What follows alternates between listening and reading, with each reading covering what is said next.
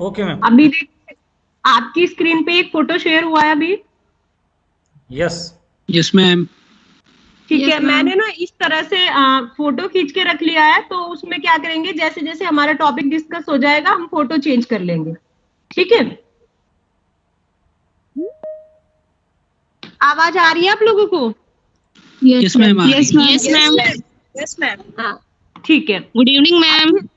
Good evening. अभी देखो, कल मैंने आपको ना वैदिक सभ्यता थोड़ा डिस्कस किया था, और उसमें भी ये बताया था कि पूर्व वैदिक काल और उत्तर वैदिक काल को हम लोग कैसे डिस्क्रिमिनेट करेंगे। पहली तो बात ये है कि वैदिक सभ्यता जो है, क्योंकि इसकी सारी जानकारी हमें वेदों से मिलती है, इसलिए हम इसको वैदिक सभ्यता कहते हैं। दूसरी चीज क्या है, इस सभ्यता को में जो लोग थे वो आर्य थे, इसलिए हम इसको आर्य सभ्यता भी कहते हैं। और कल मैंने आपको ये भी डिस्कस किया था कि आर्य जो था एक प्रजाति सूचक शब्द न होके एक भाषा सूचक शब्द था, क्योंकि आर्य शब्द का अर्थ होता है संस्कृत में श्रेष्ठ व्यक्ति। इतना मैंने आपको बताया था। फिर दूसरा क्या था, जो वैदिक साहित्य है, वैदिक साहित्य मतलब जिससे हमें वैदिक काल की जानकारी मिलती है, या वैदिक काल में जो साहित्य लिखा गया उसको वैदिक साहित्य कहेंगे। अब इसमें क्या करेंगे आप, वैदिक साहित्य जो था ये इस समय कोई लिपि नहीं थी, तो मतलब देवताओं द्वारा ऋषियों को सुनाया गया, ऐसा इसके बारे में जानकारी मिलती है कि देवताओं द्वारा ऋषियों को आत्मज्ञान हुआ, आत्मज्ञान के आधार पे उन्होंने अगली पीढ़ी को इसको सुनाया, फिर उस पीढ़ी ने दूसरी पीढ़ी को सुनाना शुरू किया। तो ऐसे सुन सुनकर एक पीढ़ी से दूसरी पीढ़ी तक ये ज्ञान पहुंचता रहा, इसलिए वैदिक साहित्य को श्रुति साहित्य भी कहते हैं। कल ही मैंने आपसे ये डिस्कस किया था पूर्व वैदिक काल और उत्तर वैदिक काल के बीच अंतर क्या था। ज्यादातर ये इसको लोहे के साक्ष्यों के आधार पे डिवाइड कर देते हैं, जो लोहे के साक्ष्य हैं उसके आधार पे 1000 बीसी में अतरंजी खेड़ा से लोहे के साक्ष्य मिले थे। और इसके साथ मैं बार बार आपसे ये कहूंगी कि देखो, आप लोग क्या करेंगे, एनसीईआरटी जरूर पढ़ेंगे, जो मैंने नोट शेयर किया है उससे फैक्ट जरूर रिवाइज करेंगे, क्योंकि सारा नोट्स बना के यहाँ पे लिखाना पॉसिबल नहीं है इतने कम समय में। तो जो मैंने आपको प्रिंटेड नोट्स भेजा है वो, और एनसीईआरटी प्लस 10 इयर्स के क्वेश्चन, इतनी मेहनत आपको करनी होगी। जो चीजें इनसे छूट जाने की होंगी या फिर इसमें इंपॉर्टेंट चीजें होंगी वो मैं आपकी यहाँ डिस्कस करती चलूंगी। तो मैंने आपको कल भी बताया था कि लोहे के साक्ष्यों के आधार पे इन्होंने इस काल को 2 भागों में बांटा, पूर्व वैदिक और उत्तर वैदिक। पूर्व वैदिक काल, उत्तर वैदिक काल। देखो, पूर्व वैदिक काल को ये ऋग वैदिक काल भी कहते हैं। वैदिक साहित्य भी मैं आज आपका डिस्कस करूंगी। पहले हम पूर्व वैदिक काल को, उत्तर वैदिक काल को डिस्कस करेंगे, फिर उसके बाद वैदिक साहित्य डिस्कस करेंगे। तो देखो, वैदिक साहित्य में वेद, ब्राह्मण ग्रंथ, आरण्यक, उपनिषद आते हैं। फिर उसके बाद होता है, यही 4 चीज वैदिक साहित्य में आती है। और इनमें भी अगर हम देखें, आप सब लोग जानते हैं कि हमारे 4 वेद थे, और चारों वेदों में ऋग्वेद, सामवेद, यजुर्वेद, अर्थवेद। जो ऋग्वेद में जानकारी मिलती है, पूर्व वैदिक काल की सारी जानकारी हमें ऋग्वेद से प्राप्त होती है, अधिकांश जानकारी, इसलिए हम इसको ऋग वैदिक काल भी कहते हैं। और जो आपका सामवेद, यजुर्वेद, अर्थवेद, आपका फिर ब्राह्मण ग्रंथ, आरण्यक और उपनिषद, वो सब उत्तर वैदिक काल के समय पे लिखे गए। तो अगर आप ये देखोगे कि पूर्व वैदिक काल की जानकारी किससे मिलती है, तो ऋग्वेद से।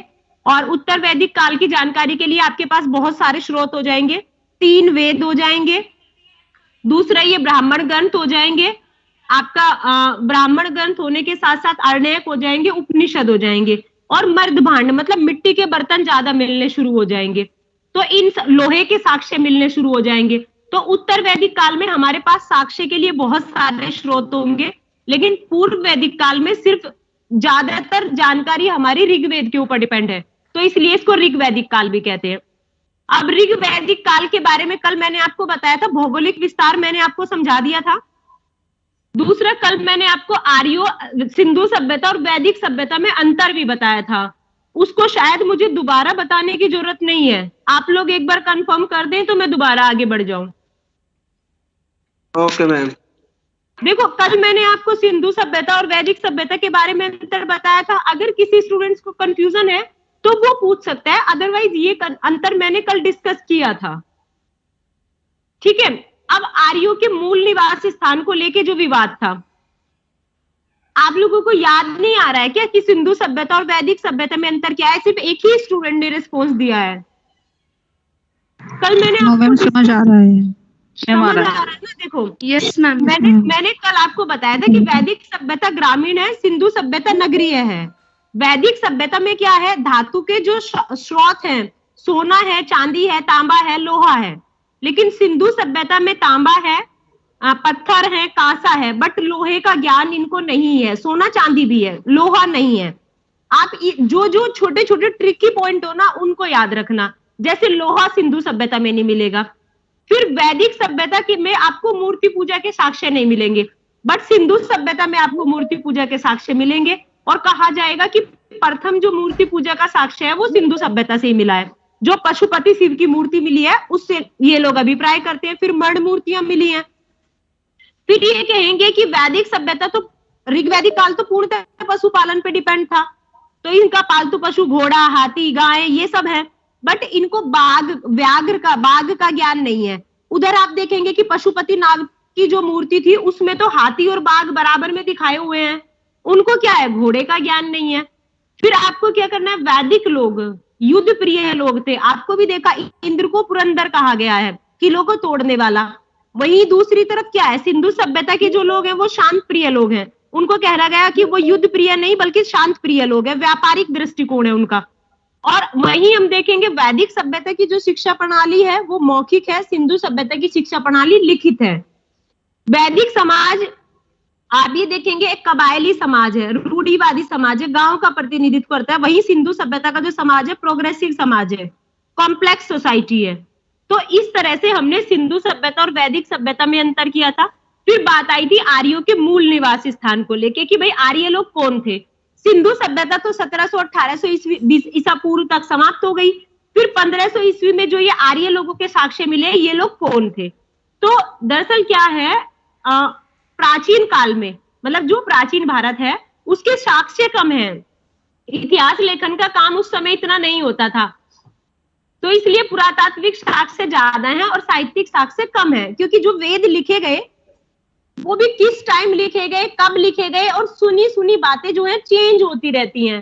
तो इसलिए ये कहा गया है कि वेदों को भी पूर्णतः सत्य तो हम मान के स्वीकार नहीं कर सकते जब तक पुरातात्विक स्रोतों से उनकी पुष्टि ना हो। तो ऐसे ही बहुत सारे हिस्टोरियन ने क्या किया, मतलब रिसर्च करनी शुरू की, हिस्ट्री में काम किया कि आर्य लोग कौन थे। तो ऐसे ही कुछ हिस्टोरियंस के ये मैंने नाम लिखे हैं। जो ऋग्वेद को अगर हम बेस बनाएंगे तो ऋग्वेद में कहा गया है कि आर्यों का मूल निवास स्थान सप्त सैंधव प्रदेश था, और इसी सप्त सैंधव प्रदेश को देव योनिकृत प्रदेश बोला गया है।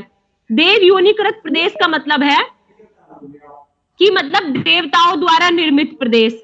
और फिर जो ये संपूर्णानंद और डॉक्टर अविनाश चंद्र थे, इन्होंने कहा कि जो ये सप्त सैंधव प्रदेश था यही आर्यों का मूल निवास स्थान था, क्योंकि आर्यों की सारी जानकारी ऋग्वेद से मिलती है। अब जो ये स्वामी दयानंद सरस्वती थे, इन्होंने अपनी पुस्तक सत्यार्थ प्रकाश में कहा कि ये लोग तिब्बत के निवासी थे, इस साइड से आए थे। फिर बाल गंगाधर तिलक ने अपनी पुस्तक the architect home of Aryans में कहा कि आर्यों का मूल निवास स्थान जो था उत्तरी ध्रुव था, क्योंकि इन्होंने कहा ऋग्वेद में जो है 6 महीने का दिन और 6 महीने के रात की चर्चा की गई है, जो कि ध्रुवों पे ही संभव है। फिर इसी तरह से ये हर्ट और पेन का महोदय थे, इन्होंने कहा अगर हम शारीरिक बनावट की देखें तो जर्मनी के प्रदेश के जो लोग थे ऐसे ही लोग आर्य थे। आगे चलते हैं तो गार्डन चाइल्ड और नेहरिंग महोदय जो है ये लोग रिसर्च करते हैं। ये कहते हैं कि जो मिट्टी के बर्तन है, मर्द भांड जो है हमारे, अगर हम उनकी बनावट और क्वालिटी देखें तो रूस में भी ऐसे ही मर्द भांड मिले हैं, यूरोप के आल्प पर्वत के पास जैसे यहाँ पे देखने को मिले हैं। तो ये कहते हैं ये लोग रूस की साइड से आए थे। इसी तरह से अलग अलग लोगों ने अलग अलग विचार दिए। इन्हीं में सबसे प्रसिद्ध जो विद्वान हुए वो थे मैक्स मुलर। इन्होंने कहा कि ये लोग मध्य एशिया से आए थे।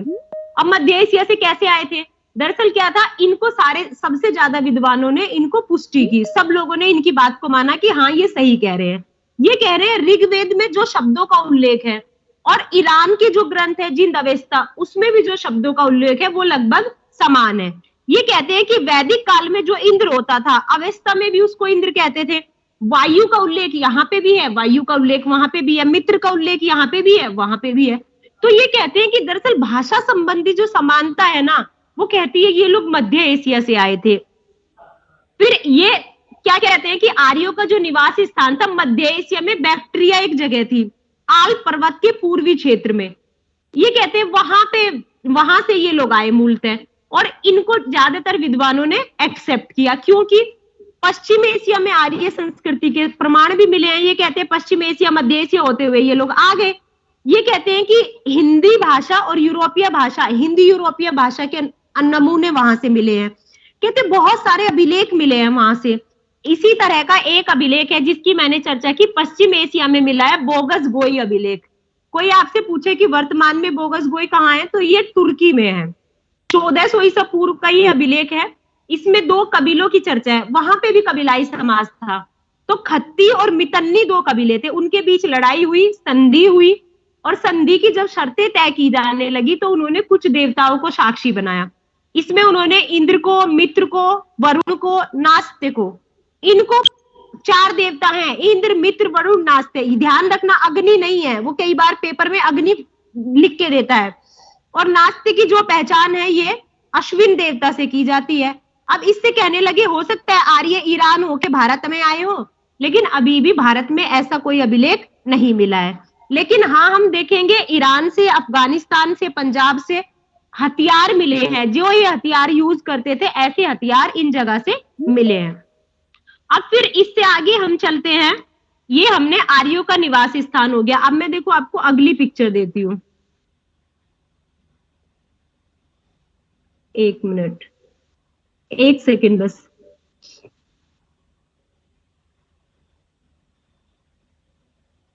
एक सेकंड, मैं नेक्स्ट पिक्चर आपको देती हूँ।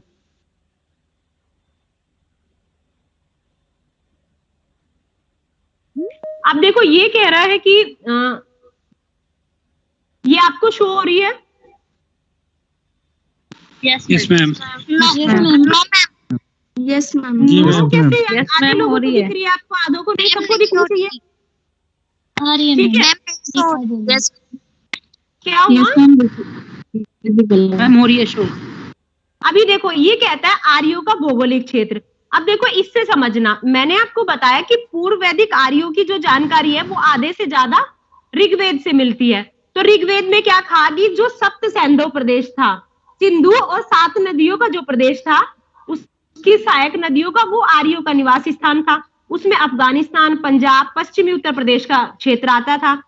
फिर दूसरा इन्होंने क्या किया, ऋग्वेद में क्या बताया, अफगानिस्तान की 4 नदियों का उल्लेख है, जिसमें कुंभा है, कुर्रम है, गोमती है, सुवास्तु है।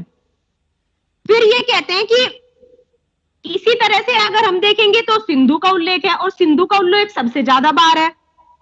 फिर सिंधु की जो सहायक नदियां हैं उनका उल्लेख है, और उनके जो नाम है वो संस्कृत में लिखे गए हैं। जैसे देखो मैंने आपको लिख दिए हैं, सतलज को इन्होंने शत्रुधि कहा, व्यास को विपाशा कहा, रावी को परुष्णी कहा, झेलम को वितस्ता कहा, चिनाब को अस्किनी कहा। इससे ये लोग कहते हैं कि इन नदियों का उल्लेख है, और इनमें भी सबसे ज्यादा सिंधु की चर्चा है। तो इस तरह से हम देखेंगे अफगानिस्तान का क्षेत्र भी शामिल है, और सिंधु नदी का जो क्षेत्र है वो उनका मूल स्थान है, मतलब पंजाब उनका केंद्र है। तो आप ये कहते हैं कि इस तरह अगर हम उनका निर्धारण करते हैं तो अफगानिस्तान से लेके पूर्व में गंगा नदी तक, क्योंकि गंगा की भी चर्चा है, यमुना की भी चर्चा है। गंगा की चर्चा 1 बार है, यमुना की चर्चा 3 बार है। तो कहते हैं अगर हम यमुना तक देखते हैं, मतलब गंगा का पश्चिमी तट, पूर्वी तट नहीं, पश्चिमी तट तक देखते हैं। दूसरी तरफ हिमालय से लेकर, क्योंकि हिमालय की एक चोटी है मुंजवंत, उसका उल्लेख दिया गया है। ये कहते हैं मुंजवंत से ये लोग सोम निकालते थे, मतलब सोम रस का जो पान करते थे वो मुंजवंत से निकालते थे। और ये कहते हैं दक्षिण में जो राजस्थान की उत्तरी सीमा तक इनकी सीमा बनेगी ऋग्वेद के आधार पे। फिर ये कहते हैं ये वाला जो क्षेत्र है, सरस्वती, सिंधु और इन सब नदियों का जो क्षेत्र है सतलज तक का, इसी को बोला गया ब्रह्मवर्त। ब्रह्मवर्त का मतलब था पूर्व वैदिक कार्यों का जो केंद्र था वो ब्रह्मवर्त था। ब्रह्मवर्त में सतलज से यमुना तक का क्षेत्र जो है वो ब्रह्मवर्त कहलाएगा। तो आप ये देखोगे कि वैदिक संहिताओं में नदियों की चर्चा है, और नदियों की सबसे ज्यादा बार उल्लेख सिंधु का है, परंतु सबसे पवित्र नदी इन्होंने सरस्वती को माना, जिसको नदी तमा कह के कहा। ध्यान रखना, सरस्वती को इन्होंने कहा नदियों की माता। फिर आता है, ये कहते हैं ऋग्वेद में जो है विपाशा नदी का उल्लेख नहीं है, बल्कि उसके स्थान पे कश्मीर की नदी मरुद्वदा नदी का उल्लेख है। फिर इसी तरह ये कहते हैं ऋग्वेद में समुद्र का भी उल्लेख है, लेकिन ये उल्लेख नहीं है कि वो समुद्र का प्रयोग किस तरह से करते थे, बल्कि बस ये कहा गया कि सिंधु और सरस्वती जो थी समुद्र में गिरती थी। तो इस तरह से समुद्र का भी उल्लेख है कि कोई जल की बहुत बड़ी राशि होती थी, उसमें सिंधु और सरस्वती गिरती थी। इस तरह से इन्होंने आर्यों के भौगोलिक क्षेत्र को बताने का प्रयास किया। अब देखो हम नेक्स्ट इमेज पे चलते हैं।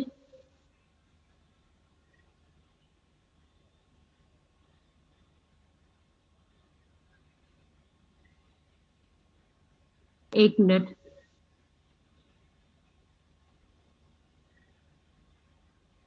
अब देखो मैं नेक्स्ट इमेज आपको शेयर करती हूँ।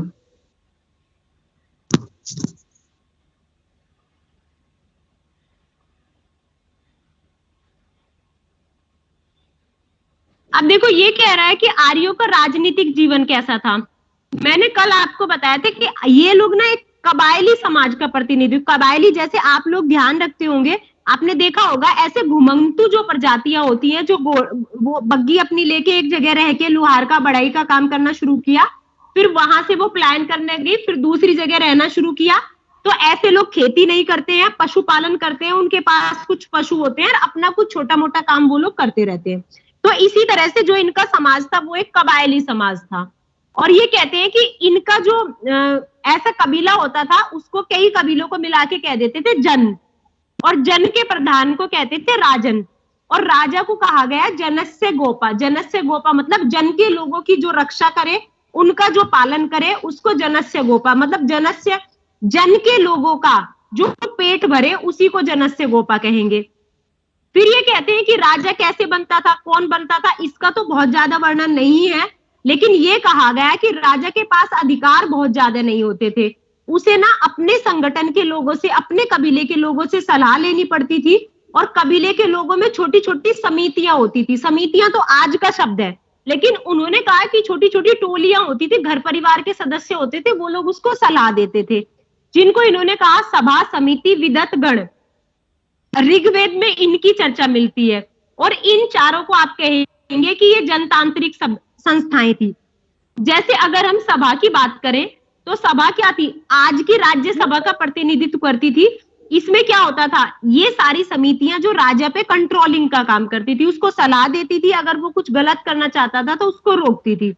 तो ये जो सभा थी बड़े लोगों की, मतलब वृद्ध जनों की और कुलीन लोगों की सभा थी। मतलब ये क्या, राजा से धार्मिक, आर्थिक, सामाजिक सभी सारे मुद्दों पर विचार विमर्श करती थी।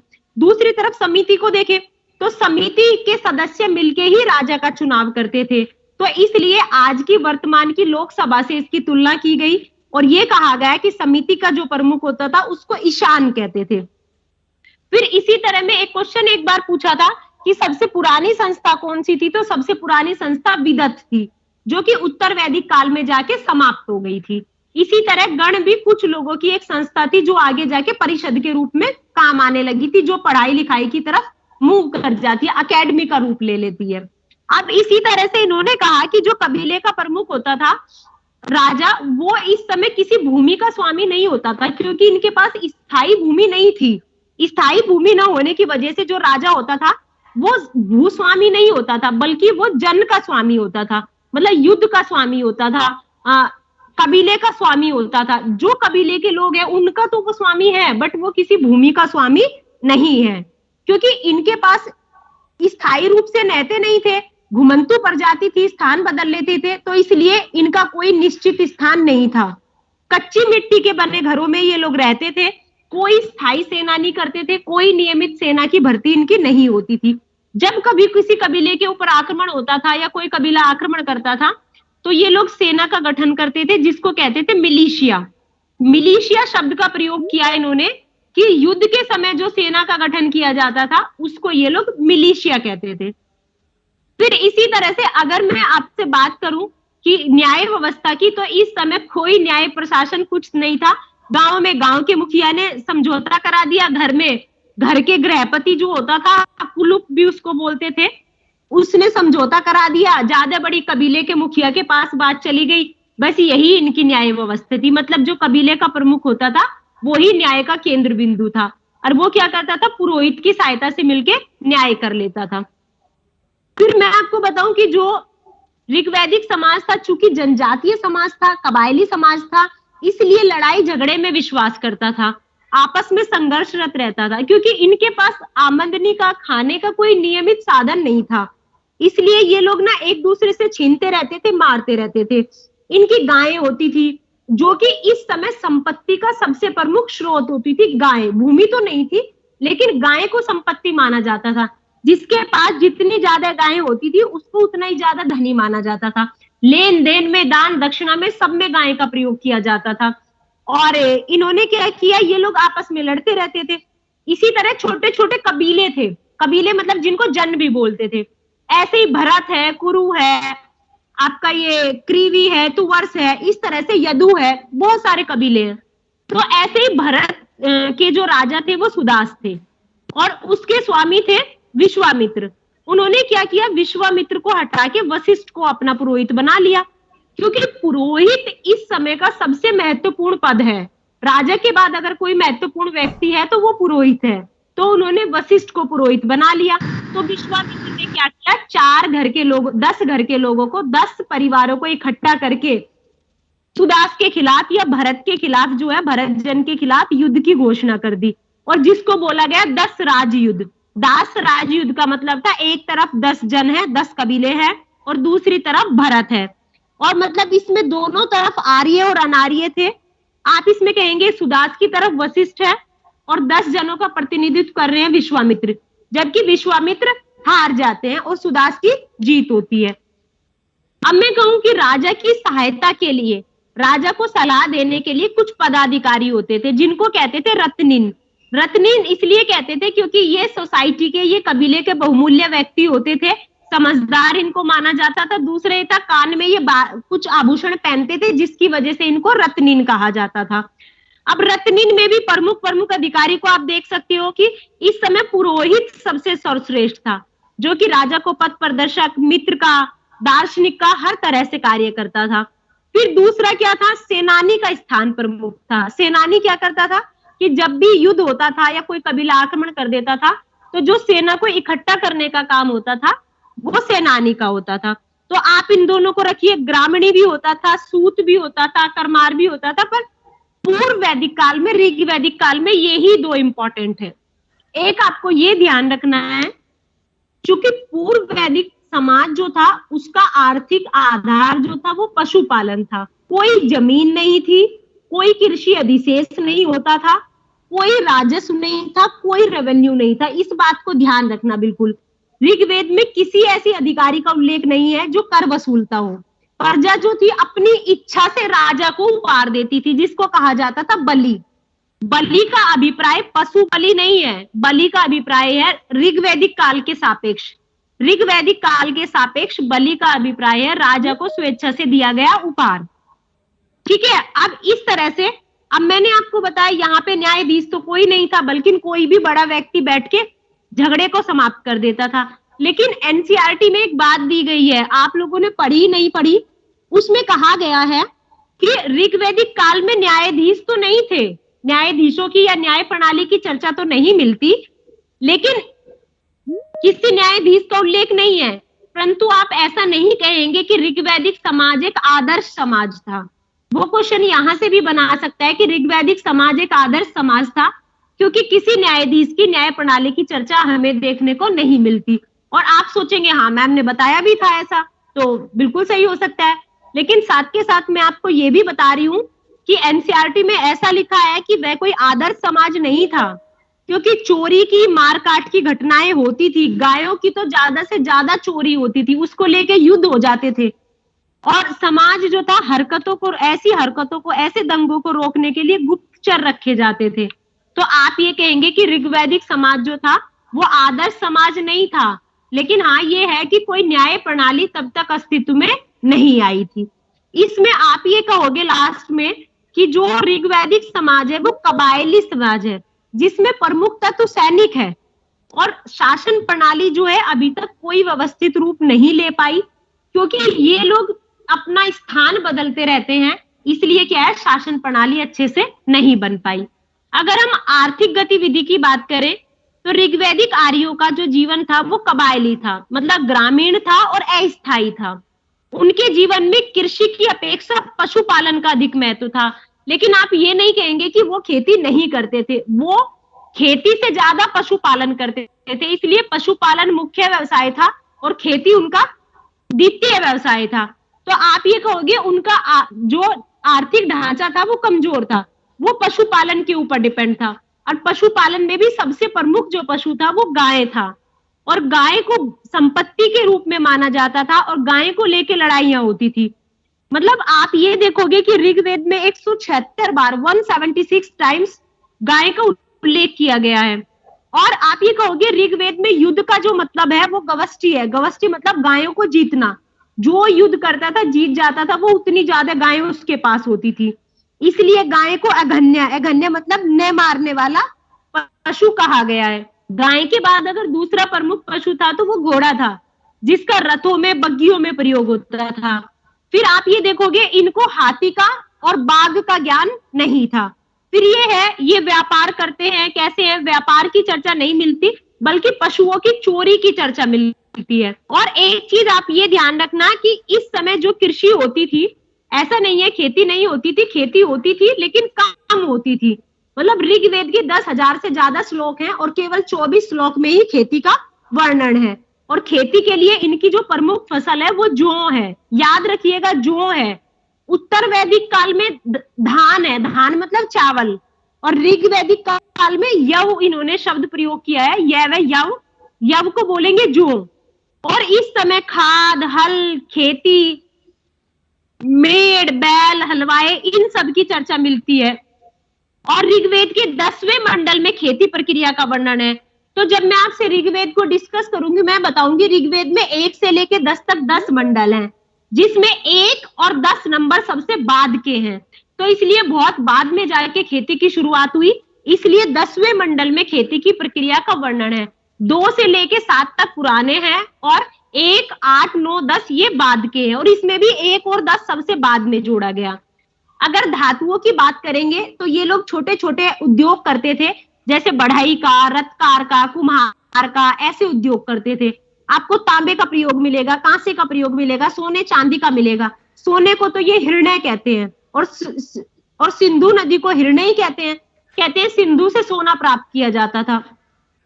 फिर क्या है, कपड़ा बुनने वाले लोग हैं, लोहे चांदी का काम करने वाले लोग हैं। धातुओं की जानकारी तो मिलेगी लेकिन व्यापार के साक्ष्य नहीं मिलते। तो ऐसे में हम कहते हैं ये आपस में लेन देन करते थे, कोई बड़ा व्यापार ये लोग नहीं करते थे। लेकिन जो भी लेन देन होता था वो वस्तु विनिमय, बार्टर सिस्टम से होता था। ये भी बात याद रखना कि इनका जो व्यापार होता था या लेन देन होता था वो बार्टर सिस्टम में होता था। और उसमें भी सबसे ज्यादा जो पशु प्रयोग किया जाता था वो गाय प्रयोग की जाती थी। हालांकि घोड़े का और निष्क का भी उल्लेख मिलता है। निष्क क्या होता था, एक सोने का टुकड़ा होता था।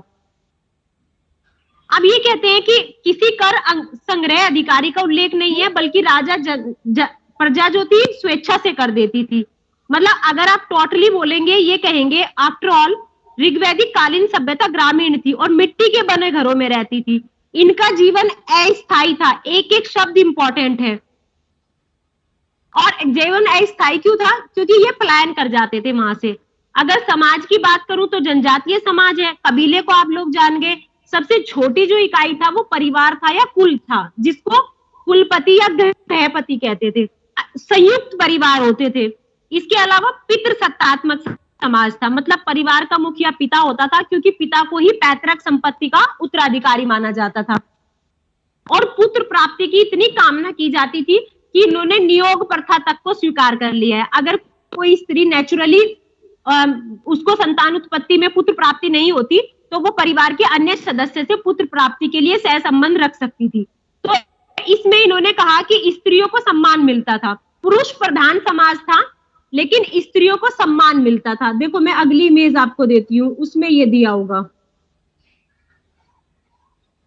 एक सेकंड बस।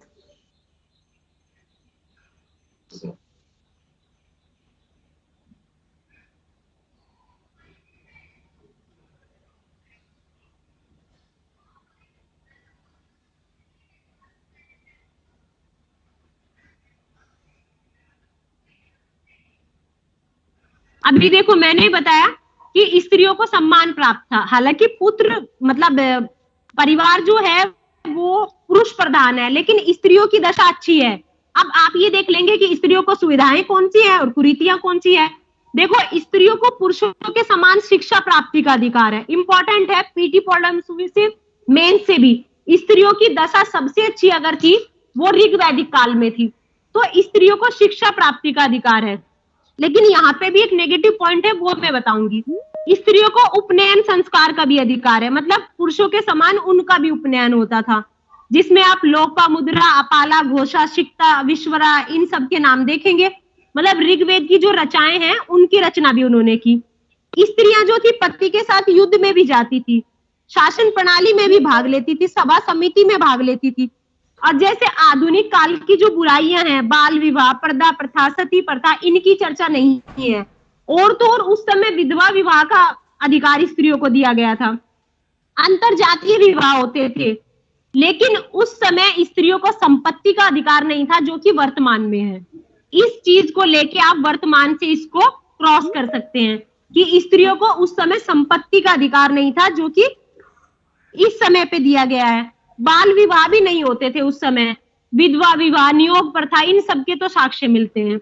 आप ये देखोगे विवाह होता था, धर्म सम्मत विवाह होते थे, और चार प्रकार के विवाद आर्य से इतर होते थे। अब मैं आपको ये कहूं कि स्त्रियों की इतनी महत्ता थी कि ऋग्वेद में पत्नी को जायदे स्तंभ, याद रखना शब्द जायदे स्तंभ, मतलब पत्नी ही घर के स्तंभ है कह के पुकारा गया। पत्नी ही घर है, उसको बोला गया जायदे स्तंभ। और सतपथ ब्राह्मण में आप शब्द कहते हैं हमेशा अर्धांगिनी अर्धांगिनी अर्धांगिनी, लेकिन आपको ये पता होना चाहिए फर्स्ट टाइम सतपथ ब्राह्मण ग्रंथ में स्त्री को जो है पत्नी को अर्धांगिनी कह के पुकारा गया। विवाह के समय उसको उपहार भी दिए जाते थे। और तो और स्त्रियों को जीवन भर अविवाहित रहकर पढ़ाई करने का, अध्ययन अध्यापन करने का अधिकार प्राप्त था। अगर मैं बात करूं तो इस समय के जो लोग थे वो शाकाहारी मांसाहारी दोनों तरह के होते थे। सुरापान मतलब मदिरा पान नहीं करते थे, बट सोम रस का पान करते थे, जो कि हिमालय से वो लोग निकालते थे। फिर ऋग्वेद में आपको याद रखना है, एनसीईआरटी में स्पेशली दिया था, ये लोग खीर बनाते थे, बट खीर में चावल नहीं जौ डालते थे, जिसको यव बोला है इन्होंने। ऋग्वेद में चावल का उल्लेख नहीं है। चावल की फसल उत्तर वैदिक काल में पहली बार होती है। फिर क्या है, ये लोग मांसाहार भी थे, मांसाहार में, लेकिन ये गाय का मांस नहीं खाते थे कभी भी। और इसमें आप ये देखोगे वस्त्र पहनते थे, नीवी, अधिवास, वास, ये सब ध्यान देने का नहीं है। आभूषण के बहुत शौकीन थे, स्त्री पुरुष दोनों पहनते थे। दो शब्दों की चर्चा मिलेगी आपको यहाँ पे किताब में। एक मिलेगा रुकम, रुकम होता था गले में पहना जाने वाला आभूषण, और दूसरा होता था निष्क। निष्क होता था सोने का कोई टुकड़ा या ढेर या सोने से बना कोई आभूषण, लेकिन वो कहाँ पहना जा रहा है ये नहीं पता। अब ये कहते हैं ऋग्वेद में जो मोस्ट इंपॉर्टेंट है, ऋग्वेद के लोगों को लोहे और चांदी का ज्ञान नहीं था, जबकि तांबे का और कांसे का प्रयोग ये लोग करते थे। अब एक आपकी बात आती है, ऋग्वेद की जब आप समाज की बात करोगे तो एक आएगी वर्ण व्यवस्था। देखो, ऋग्वेद में ही पहली बार वर्ण व्यवस्था की चर्चा मिलती है। लेकिन जो ऋग्वैदिक समाज है, वर्ण व्यवस्था का मतलब था समाज का 4 भागों में विभाजन है, ब्राह्मण, क्षत्रिय, वैश्य, शूद्र। लेकिन ये अब हुआ कैसे? देखो, ऋग्वेद के 10वें मंडल में, आप याद रखना 10वें मंडल में, और मैंने क्या बताया 10वां मंडल सबसे बाद में जोड़ा गया। तो जब ऋग्वैदिक काल समाप्त होने को हुआ तब क्या 10वें मंडल के जो सूक्त थे उसके पूर्व सूक्त में वर्ण व्यवस्था की चर्चा की, और उसमें बताया गया है कि एक विराट पुरुष है, उसके मुख से ब्राह्मण की उत्पत्ति होती है, भुजा से राजन्य मतलब क्षत्रिय की उत्पत्ति होती है, जंगा से वैश्य की, और पैरों से शूद्र की। तो मतलब शूद्र शब्द भी पहली बार पुरुष सूक्त में ही आया। अब देखो मैं बताऊं वर्ण व्यवस्था थी क्या। चूंकि ऋग्वैदिक समाज कबीलाई समाज था, इनके पास क्या था, मतलब आय अर्जन का कोई साधन नहीं था, ये लोग मारकाट में विश्वास करते थे। फिर दूसरा क्या था, ऋग्वेद में अगर हम देखेंगे तो वर्ण शब्द की चर्चा आपको 2 तरीके से मिलेगी। एक तो रंग के अर्थ में प्रयोग हुआ है, एक व्यवसाय के अर्थ में। अब रंग के अर्थ में कैसे, जो लोग आर्य थे वो गौर वर्ण के थे, और जो यहाँ के लोग थे दास दस्यु वो काले रंग के थे। तो इन्होंने कहा कि हो सकता है वर्ण को पहचान चिन्ह बना लिया हो, और जो गौड़ वर्ण के लोग थे उन्होंने काले वर्ण के लोगों को दबाना शुरू किया। इस तरह से ये वर्ण शब्द अस्तित्व में आया। आर्य वर्ण और दास वर्ण का उल्लेख मिलता है। दूसरी तरफ आप ये देखोगे कि और समाज धीरे धीरे वर्गों में बंटता चला गया। दूसरा जो वर्ण का प्रयोग हुआ है वो व्यवसाय के आधार पे हुआ है। व्यवसाय के आधार पे मतलब कैसे? ऐसे ऋग्वेद के 10वें मंडल में पहली बार पुरुष सूक्त है और पुरुष सूक्त में शूद्र शब्द पहली बार आया है, क्योंकि 10वां मंडल सबसे बाद में जोड़ा गया। अब ऋग्वेद में व्यवसाय के आधार पे जो समाज का विभाजन शुरू हुआ वो बहुत कठोर नहीं था। मैं आपको बताऊं, कोई भी व्यक्ति अपनी मर्जी से किसी भी व्यवसाय को चुन सकता था। मतलब ऋग्वेद के 9वें मंडल में, मतलब 10वें से पहले 9वां मंडल है, तो 9वें मंडल में एक व्यक्ति कहता है कि मैं एक कवि हूँ। एनसीईआरटी में इस चीज को उल्लेख किया गया है, आप लोग पढ़िएगा कि मैं एक कवि हूँ और मेरे आवाज नहीं आ रही आपकी। आवाज नहीं आ रही? आनी तो चाहिए। आ रही मैम, क्लियर है। ठीक है, वो कहता है कि 9वें मंडल में एक व्यक्ति होता है, वो कहता है कि देखो मैं एक कवि हूँ और मेरे जो पिता हैं वो एक वैद्य हैं और मेरी माता चक्की चलाती है। भिन्न भिन्न व्यवसाय में हम लोग अपना जीविकोपार्जन करते हैं और सब लोग खुशी से एक साथ रहते हैं। तो मतलब क्या था, अलग अलग वर्गों के लोग भी एक परिवार में रहते हैं। इसी तरह से जो वशिष्ठ ब्राह्मण थे वो सुदास के समय पे पुरोहित थे, ब्राह्मण थे, पुरोहित का काम करते थे, जबकि उनके पिता क्षत्रिय थे। तो उन्होंने कहा कि ऋग्वैदिक काल में जो समाज का विभाजन था वो व्यवसाय के आधार पे था। अगर एक व्यक्ति क्षत्रिय के व्यवसाय को अपनाता है तो चाहे वो ब्राह्मण ही क्यों ना हो, अगर वो राज्य की सुरक्षा का जिम्मा अपने ऊपर लेता है तो उसको क्षत्रिय कहा जाता है, भले ही वो ब्राह्मण जाति से हो, उसका पिता ब्राह्मण हो, उसका भाई ब्राह्मण हो, उस चीज से मतलब नहीं है। ये कहते हैं, अगर हम ऋग्वैदिक काल में एक शब्द आपको मिलेगा दास प्रथा, पहली बार शब्द चर्चा में आता है दास प्रथा। देखो, ब्राह्मणों को दास दासियां दी जाती थी, पुरोहितों को दास दासियां दी जाती थी, राजा दास दासियों को लेन देन करते थे। तो क्या था, दास दासियों से लेकिन घरेलू काम कराया जाता था। आप इस टर्म्स को, इस स्टेटमेंट को ध्यान से सुनना। ऋग्वैदिक काल में दास दासियों की चर्चा है, बट दास दासियों को कृषि के काम में नहीं लगाया जाता था। मतलब दास दासियों का उत्पादन में कोई योगदान नहीं है, इसको ध्यान रखना, उत्पादन में कोई योगदान नहीं है। दास दासियों का वर्णन है और दास दासियों का उपयोग भी हो रहा है, बट उनका उपयोग उत्पादन में नहीं हो रहा है, खेती के कार्य में उनको नहीं लगाया जा रहा। देखो दरअसल हुआ क्या, जैसे आर्य लोगों ने स्थानीय निवासियों पे विजय करनी शुरू कर दी, फिर उन्होंने एक कबीले से दूसरे कबीले पर आक्रमण करना शुरू कर दिया, उसकी संपत्ति पे अधिकार कर लेते थे, मतलब उसके लोगों पे दास बना लेते थे, उनको गायों पे अधिकार कर लेते थे। तो ऐसे क्या हुए, समाज में असमानता आनी शुरू हो गई और जो कुछ लोग अमीर होने शुरू हो गए, कुछ लोग गरीब होने शुरू हो गए। अब ऐसे में क्या हुआ, जो राजा था वो और जो पुरोहित था, पुरोहित तो उसकी सही गलत बात को सबको सही कहता था, वो सब लोग आगे बढ़ने लगे। परंतु फिर भी राज्य का जो आर्थिक आधार था, कबीले का जो आधार था, वो पशुपालन था। कर राजस्व नहीं लिया जाता था कोई, राजा के पास युद्ध से तो संपत्ति आ जाती थी, बट नियमित आमदनी का कोई साधन नहीं था, उसके ऊपर किसी प्रकार का कर वो नहीं लगा सकता था। दास दासियां मिलते हैं, मजदूर नहीं मिलते, इसलिए समाज जो था वो समतापूर्ण था। आप ये कहेंगे ऋग्वैदिक काल में विभाजन दिखता है क्योंकि स्थानीय निवासियों पर आर्यों ने विजय करनी शुरू कर दी और युद्ध में प्राप्त संपत्ति का विभाजन शुरू कर दिया, परंतु समाज में किसी प्रकार का कर संग्रहण नहीं था, भूमि स्वामित्व नहीं था, इसलिए समाज जो था वो समतापूर्ण था। ठीक है, और दास दासियों के विषय में दास शब्द की जो चर्चा है सबसे पहले ऋग्वेद में ही मिलती है। अब देखो, अगर मैं आर्यों के धार्मिक जीवन की बात करूं तो पहला तो क्वेश्चन आपके मन में यही आएगा कि वो तो कबायली लोग थे, तो वो धार्मिक जीवन की मतलब उपासना आराधना क्यों करेंगे। तो इसमें आप ये देखोगे कि उनको कोई लौकिक परलौकिक इन सब की जानकारी नहीं थी कि हमारा अगला जन्म क्या होगा, हमारे कर्म अच्छे होने चाहिए ना, कि दर्शन क्या है, आत्मा क्या है, हमारा मरने के बाद क्या होगा, इन सब की जानकारी उनको थी ही नहीं। वो जो प्रकृति की शक्तियां थी, जैसे बारिश के देवता, जैसे अग्नि के देवता, जैसे सूर्य देवता, जैसे आंधी के देवता, जो प्राकृतिक शक्ति थी उनकी पूजा वो देवता के रूप में करने लगे। और आप ये देखो कि वो लोग क्या करते थे, जो पूजा करते थे, आराधना करते थे, वो भौतिक सुखों के लिए करते थे। मोस्ट इंपॉर्टेंट लाइन, भौतिक सुखों के लिए करते थे। मतलब उनका परलौकिक जीवन से या दूसरे जीवन से कोई मतलब नहीं था। वो क्या था, आध्यात्मिक उत्थान या जन्म मरण से मुक्ति पाने के लिए पूजा नहीं करते थे, वो भौतिक सुखों के लिए पूजा करते थे। भौतिक सुख क्या थे, मेरी संतान अच्छी हो, मेरा पशु अच्छा हो, मुझे अन्न मिल जाए, मेरा आरोग्य हो, कोई बीमार हो जाए वो ठीक हो जाए, यही उनकी उपासना का उद्देश्य था। मतलब उनकी उपासना का उद्देश्य लौकिक था, परलौकिक नहीं। उनकी उपासना का उद्देश्य इसी संसार से जुड़ा था, दूसरे संसार से नहीं। मृत्यु के बाद की जानकारी, जन्म की जानकारी उनको नहीं थी। दूसरा होता है उपासना की रीति। ये लोग स्तुति पाठ करते थे। स्तुति पाठ कैसे, सारे कबीले के लोग एक साथ होके आरती पूजा करते थे, यज्ञ करते थे, बलि देते थे। मतलब व्यक्तिगत पूजा का उल्लेख नहीं है, सामूहिक पूजा की जाती थी। दूसरा क्या है, कबायली समाज है तो देवता भी उनके प्रकृति के थे, जैसे अग्नि के देवता, जैसे आंधी के देवता। तो इस समय के जो महत्वपूर्ण देवता आपको कौन मिलेंगे, इंद्र मिलेंगे।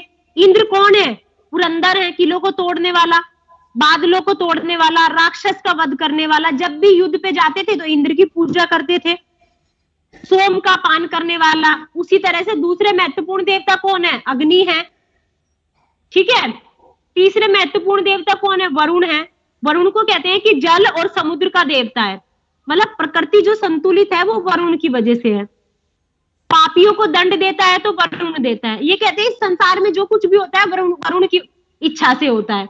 इसी तरह से वनस्पति का देवता मिल जाएगा आपको सोम, आंधी का देवता है मरुत, सूर्य देवता है आपका, सविता देवता है। तो आपको सविता में क्या है कि गायत्री मंत्र जो है हमारा वो सविता को समर्पित है।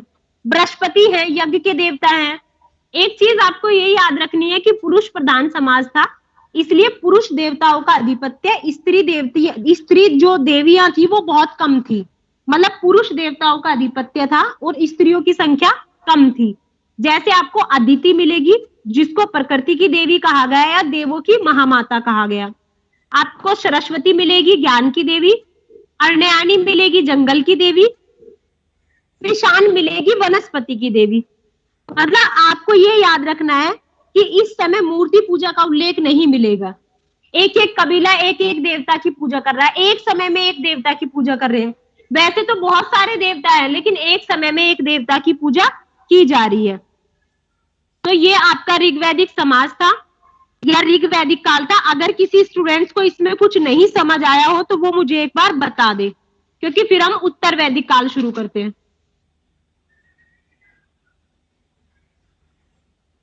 एक बार अपने मन में सोच लो, अगर किसी को कोई नहीं समझ आया हो तो वो मुझे बता दे। मैम सोम देवता किसके लिए थे? वनस्पति। वनस्पति, ठीक है। ये सब चीजें ना, जो जैसे आप अपनी वो देखोगे मतलब क्या नोट्स देखोगे उसमें ये आपको मिल जाएंगे। मैम देवियों में नंबर पर कौन थी क्या? हेलो, हाँ एक एक करके बोलो। मैम मेरे को ये पूछना था, ये अमात्य और पुरोहित एक ही होते थे या इनमें भी कोई अंतर होता था? देखो इस टाइम अमात्य नहीं है, पुरोहित है सिर्फ।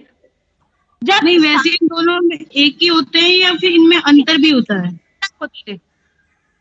अमात्य जो होते थे उसका मुख्य उद्देश्य शासन प्रशासन से संबंधित होता था, जबकि पुरोहितों का मुख्य उद्देश्य धर्म ग्रंथों से संबंध वो होता था, अलग होते थे। हाँ लेकिन ये था जो अमात्यों की नियुक्ति होती थी वो ब्राह्मण वर्ग से होती थी। मैम एक चीज हो है कि जो बहुत सारी बुक्स हैं वो कह रहे हैं लोहे का जो पहला प्रमाण था वो अतरंजी खेड़ा से मिला था। लेकिन अभी मैंने एस.के. पांडे में पढ़ा था कि ये भी पता चलता है कि वाराणसी से 1500 ईसा पूर्व में लोहे का यूज होता था।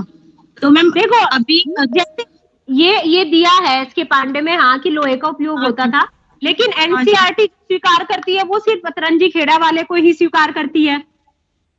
अगर मतलब पीडी में आता है तो अतरंजी खेड़ा ही लगाते हैं उसमें। खेड़ा को ही आप मानोगे। Okay ma'am, thank you ma'am. 1000 BC में ही लोहे के साक्ष्य मिले हैं। ठीक है, ठीक है मैम। अभी देखो हम शुरू करते हैं आपका ये उत्तर वैदिक काल। उत्तर वैदिक काल मैंने क्या बताया था आपका, लोहे के साक्ष्य, मर्द भांडों की उपलब्धता, और जो उत्तर वैदिक कालीन ग्रंथ हैं, जैसे जिसमें आपका सामवेद, यजुर्वेद, अथर्ववेद, आपका ब्राह्मण ग्रंथ, आरण्यक, उपनिषद, इन सब के आधार पे जो है इसकी जानकारी मिलती है उत्तर वैदिक काल की। अब देखो आप लोगों को सबको ध्यान होगा, एक बार अपने मन में सोच लो कि आर्यों की भौगोलिक जगह क्या थी।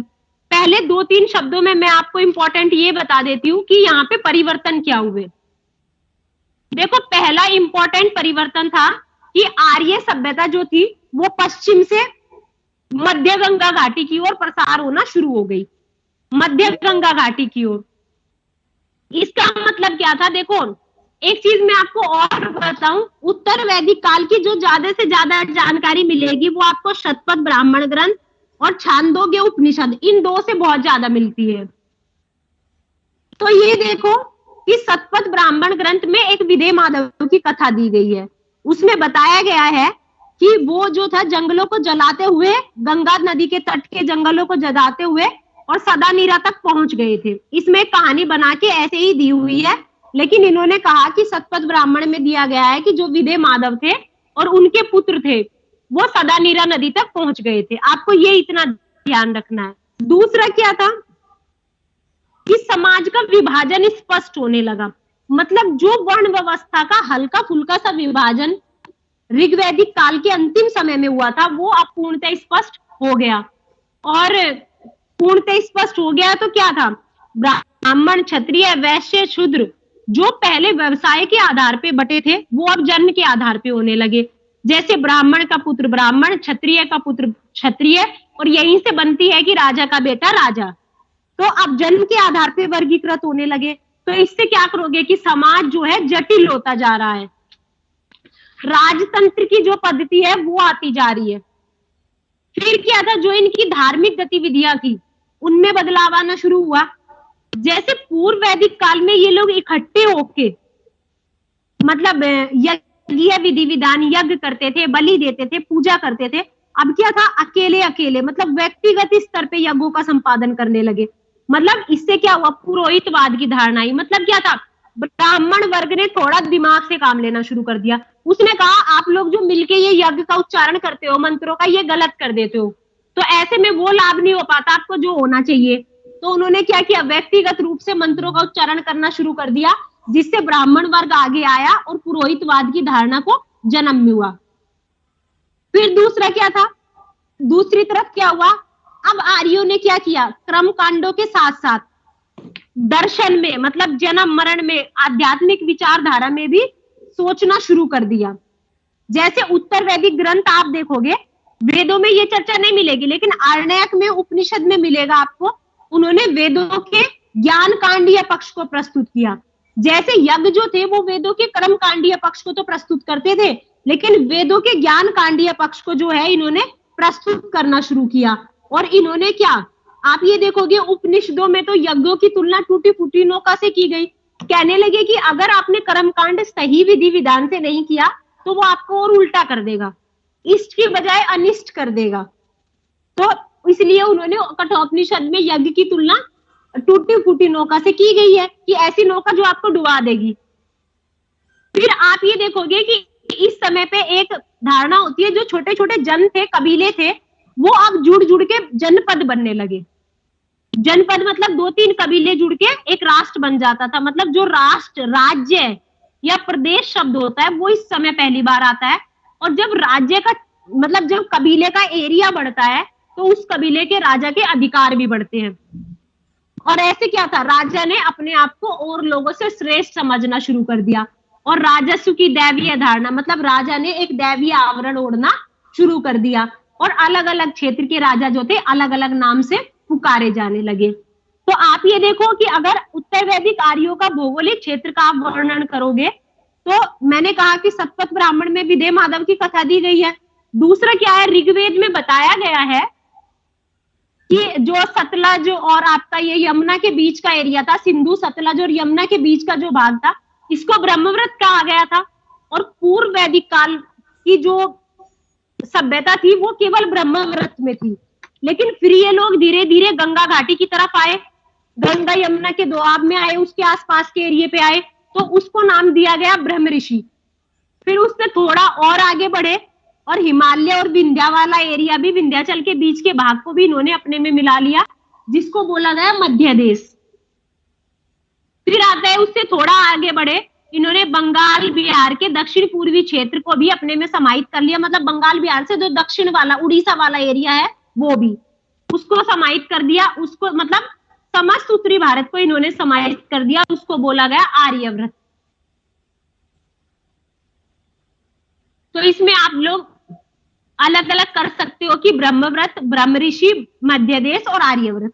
ब्रह्मव्रत वो हिस्सा है सिर्फ सिंधु, सतलज और यमुना के बीच का भाग। ब्रह्म ऋषि है गंगा यमुना के दोआब और उसके आसपास का भाग भी इसमें समाहित हो गया। फिर थोड़ा और आगे बढ़े तो विंध्या वाला एरिया भी समाहित हो गया। फिर बंगाल बिहार दक्षिण पूर्वी हिस्से भी इसमें समाहित हो गए। तो आप ये देखो सभ्यता का प्रसार कैसे हुआ है, अफगानिस्तान पंजाब से होते हुए ऐसे मध्य गंगा घाटी में होते हुए बंगाल बिहार की तरफ, मतलब उत्तर पश्चिम से दक्षिण पूर्व की तरफ। और अगर सीधा सीधा देखेंगे तो पश्चिम से पूर्व की तरफ सभ्यता का प्रसार हुआ है। तो मैंने आपको बताया कि उत्तर वैदिक युग तक आते आते जो कबीले थे वो जनपद में होने लगे और धीरे धीरे जो था राज्य का सेंट्रलाइजेशन, केंद्रीयकरण होना शुरू हो गया। जैसे भरत था, भरत है आपका एक कबीला था इंपॉर्टेंट। दूसरा पुरु कबीला था, पुरु। भरत ने जिन 10 जनपदों को पराजित किया था उसमें जो दूसरा इंपॉर्टेंट कबीला था वो पुरु था। तो उसको मिला के कुरु जनपद बना, कुरु जनपद। और कुरु जनपद में आप ये देखोगे कुरु जनपद के राजा का वर्णन बहुत बार मिलता है। कुरु जनपद के राजा थे उद्दालक, आरुणी। आप ये याद रख लेना, 2-3 जनपद हैं, किसको मिला के क्या बना है और किसका राजा कौन था। देखो मैं अगली पिक्चर आपको भेजती हूँ।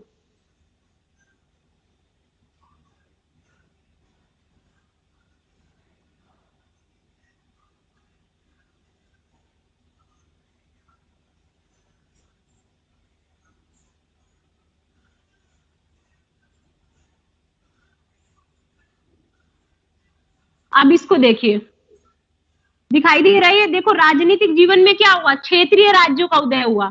क्षेत्रीय राज्य मतलब छोटे छोटे जन को मिला के बड़े बड़े जनपद बनने लगे। जैसे भरत और कुरु को मिलके कुरु जनपद बना, इसी तरह तुरु और किवी शो नहीं हो रही पिक्चर शो होनी चाहिए, किसी को भी नहीं हो रही है। मैम हो रही है, पिक्चर शो हो रही है, आवाज सही आ रही है? यस मैम, आवाज सही आ रही है।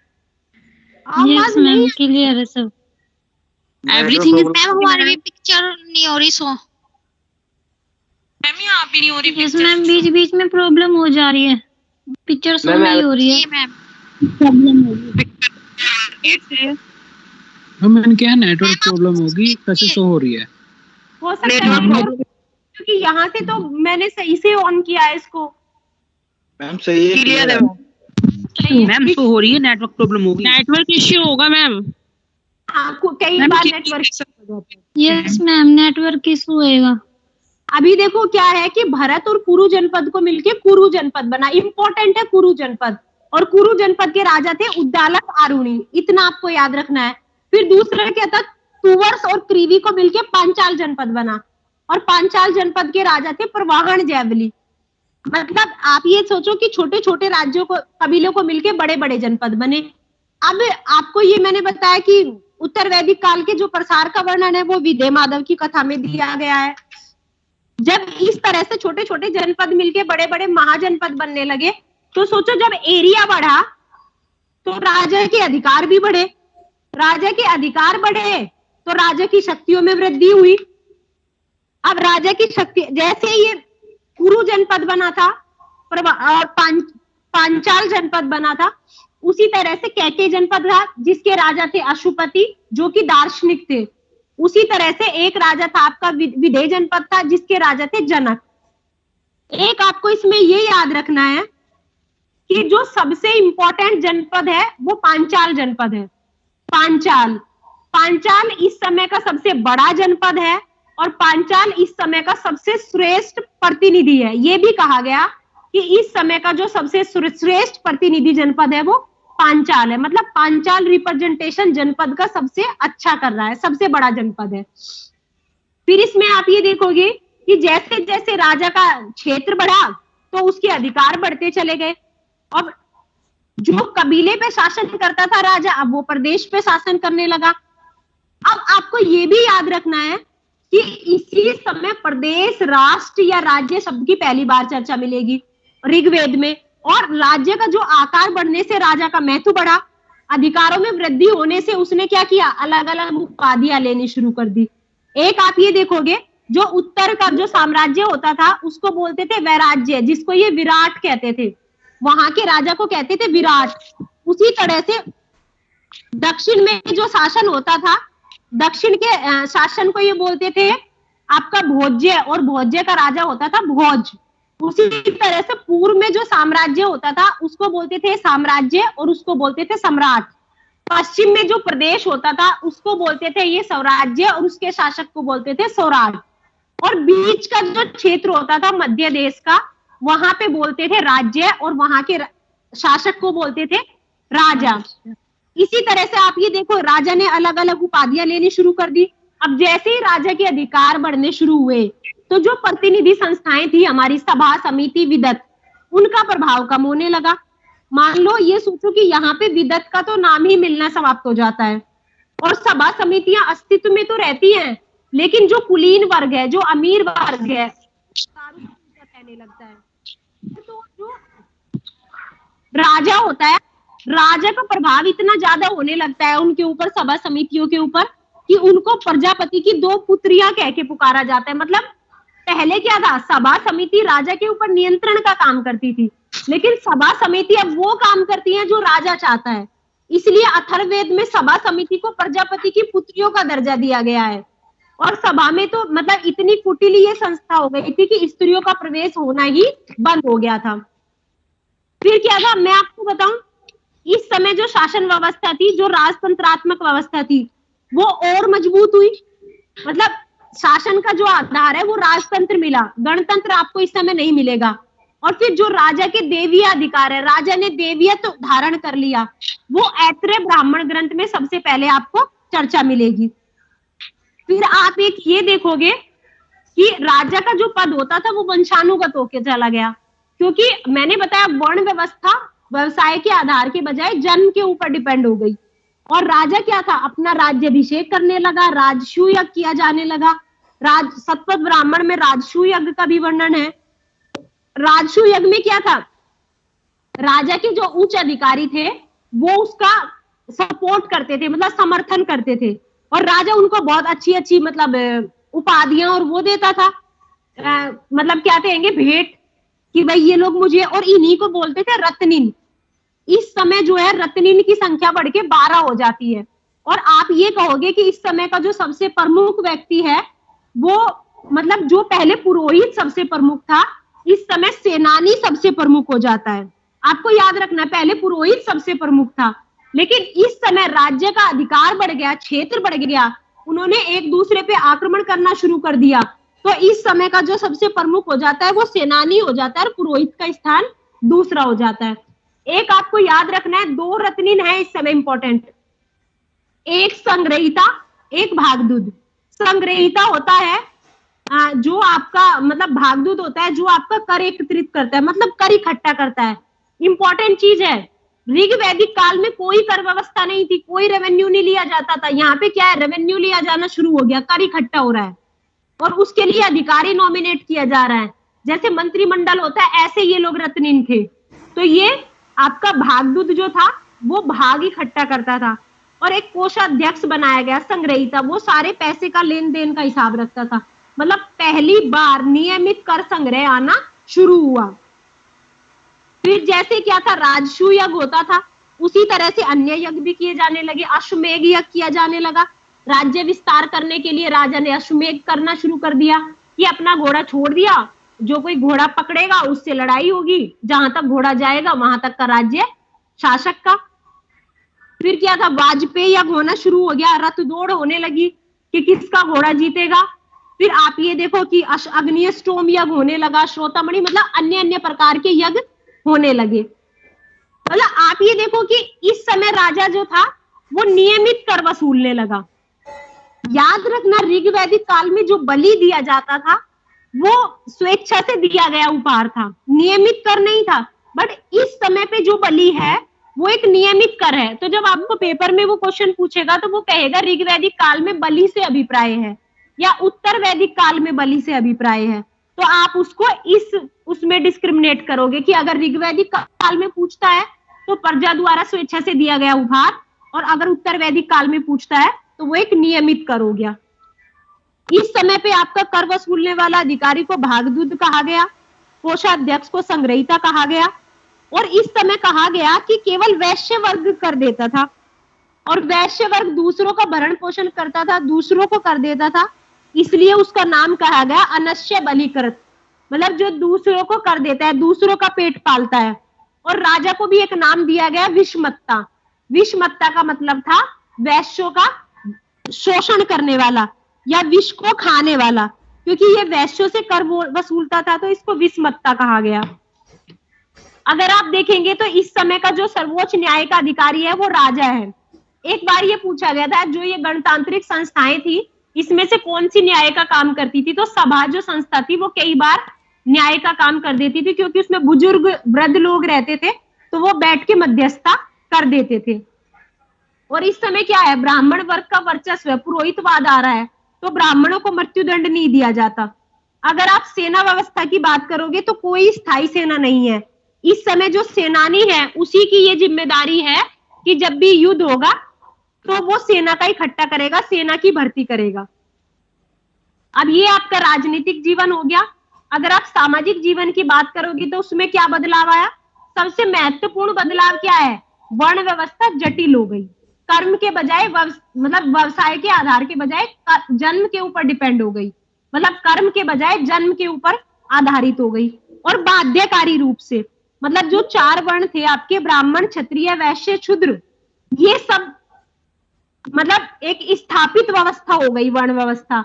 और यज्ञों की महत्व बढ़ी, व्यक्तिगत रूप से यज्ञ किए जाने लगे, इसलिए पुरोहितवाद बढ़ा, मतलब कर्म कांड बढ़े। कर्म कांडों के साथ साथ बलि दी जाने लगी, बलि प्रथा बढ़ी, मतलब कर्म कांड बढ़े। अब बलि दी जाने से क्या हुआ, कृषि के लिए पशुओं की संख्या कम होने लगी। इसी से आगे जाके असनातनी मत आएंगे। क्या था, ब्राह्मणवादी व्यवस्था में पुरोहितवाद की धारणा का सबसे नकारात्मक परिणाम यह था कि उन्होंने पशुओं की बलि पे इतना निर्भर कर दिया, पशुओं की बलि को इतना आधार बनाया कि कृषि के लिए पशुओं की संख्या कम होने लगी, क्योंकि कृषि के लिए पशु चाहिए और इनके पास पशु ही नहीं होते थे।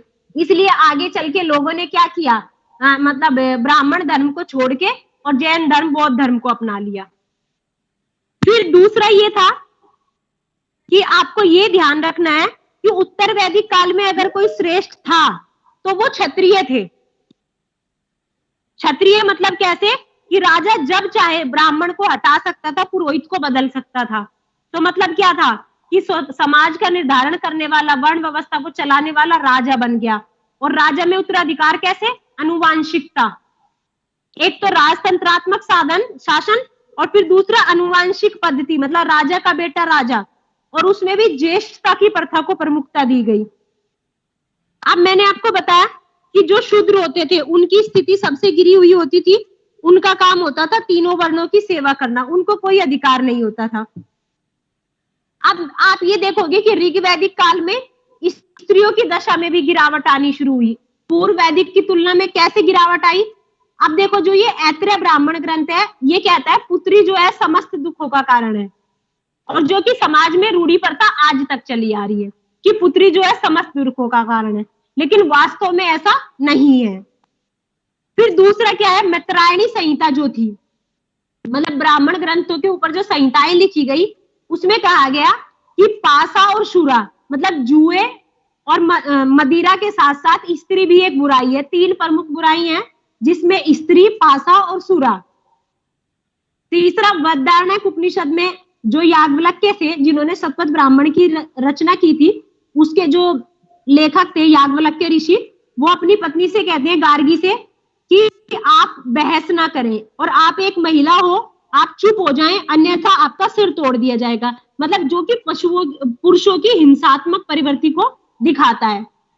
फिर क्या है, वही सातपथ ब्राह्मण में ही स्त्री को अर्धांगिनी कह के भी स्वीकारा गया है। अब क्या हुआ, अब आके स्त्रियों का उपनयन संस्कार बंद हो गया, विदत का तो अस्तित्व ही समाप्त हो गया, सभा में उनको बैठने की अनुमति नहीं दी जाती थी, बाल विवाह होने लगे। और दूसरा क्या था, संपत्ति का अधिकार तो पहले से ही नहीं था। हालांकि कुछ स्त्रियां मिलेंगी आपको, गार्गी मिलेगी, वेदवती मिलेगी, शूला मिलेगी। फिर इसी समय गोत्र प्रथा आती है। गोत्र प्रथा मतलब गाय के आधार पे, कुल के आधार पे, जैसे एक कुल की गायें जहां बांधी जाती थी उसको गोत्र कहते थे। मतलब जहां पूरे परिवार का गोधन, गायों को पाला जाता था, उसको गोत्र कहते थे। लेकिन बाद में चल के क्या हुआ, इसी कुल से, इसी गोधन से गोत्र की उत्पत्ति हुई और आगे गोत्र आने शुरू हो गए। अगर आप आर्थिक जीवन की बात करेंगे तो उत्तर वैदिक काल में क्या था, कृषि का महत्व बढ़ा। और कृषि का महत्व कैसे बढ़ा, लोहे का प्रयोग होने लगा। और लोहे के प्रयोग में आप 1000 ईस्वी के आसपास अतरंजी खेड़ा से लोहे के साक्ष्य मिलने शुरू हो जाएंगे। मतलब क्या था, लोहे के हल बनने लगे, उसमें बैल जोड़े जाने लगे, 6, 8, 12, 14 बैल भी दिखने लगते हैं। और आर्यों का, उत्तर वैदिक काल में आर्यों का प्रमुख व्यवसाय हो गया कृषि। आप ये देखो, पशु बलि देनी शुरू कर दी इन्होंने। और सतपथ ब्राह्मण से किसी से संबंधित जानकारी दी गई है आपको। जहां पहले सिर्फ ये लोग जौ की खेती करते थे, अब आपको चावल, गेहूं सब मिलेंगे। चावल भी है, गेहूं भी है, गन्ना भी है, इन सब की खेती होने लगी। और तो और आप ये याद रखना, इस समय खेती क्यों चर्चा में आई कि इन्होंने सिंचाई प्रणाली को उन्नत कर लिया। अथर्ववेद जो सबसे बाद में लिखा गया, अथर्ववेद में सिंचाई साधनों के लिए नहरों के प्रयोग के साक्ष्य मिले हैं। हालांकि पशुपालन चलता रहा, पशुओं में इन्होंने क्या किया, हाथियों को पालना शुरू कर दिया, गाय, बैल, भेड़, बकरी, इन सबको पालना शुरू कर दिया। अब आप ये देखो, धातु उद्योग भी चल रहा है, पर इनका जो प्रमुख उद्योग है वो कृषि बन जाता है।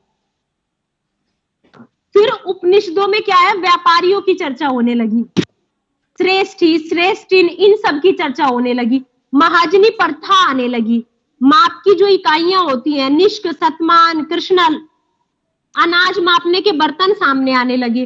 तो क्या था, इन्होंने क्या व्यापार करना भी शुरू कर दिया। अब फिर आता है आपका धार्मिक जीवन। अगर ऋग्वैदिक, उत्तर वैदिक आर्यों के धार्मिक जीवन की आप बात करेंगे, देखो मैं आपको आगे कर देती हूँ, इसको बंद करके फिर से नेक्स्ट पेज लगाती हूँ।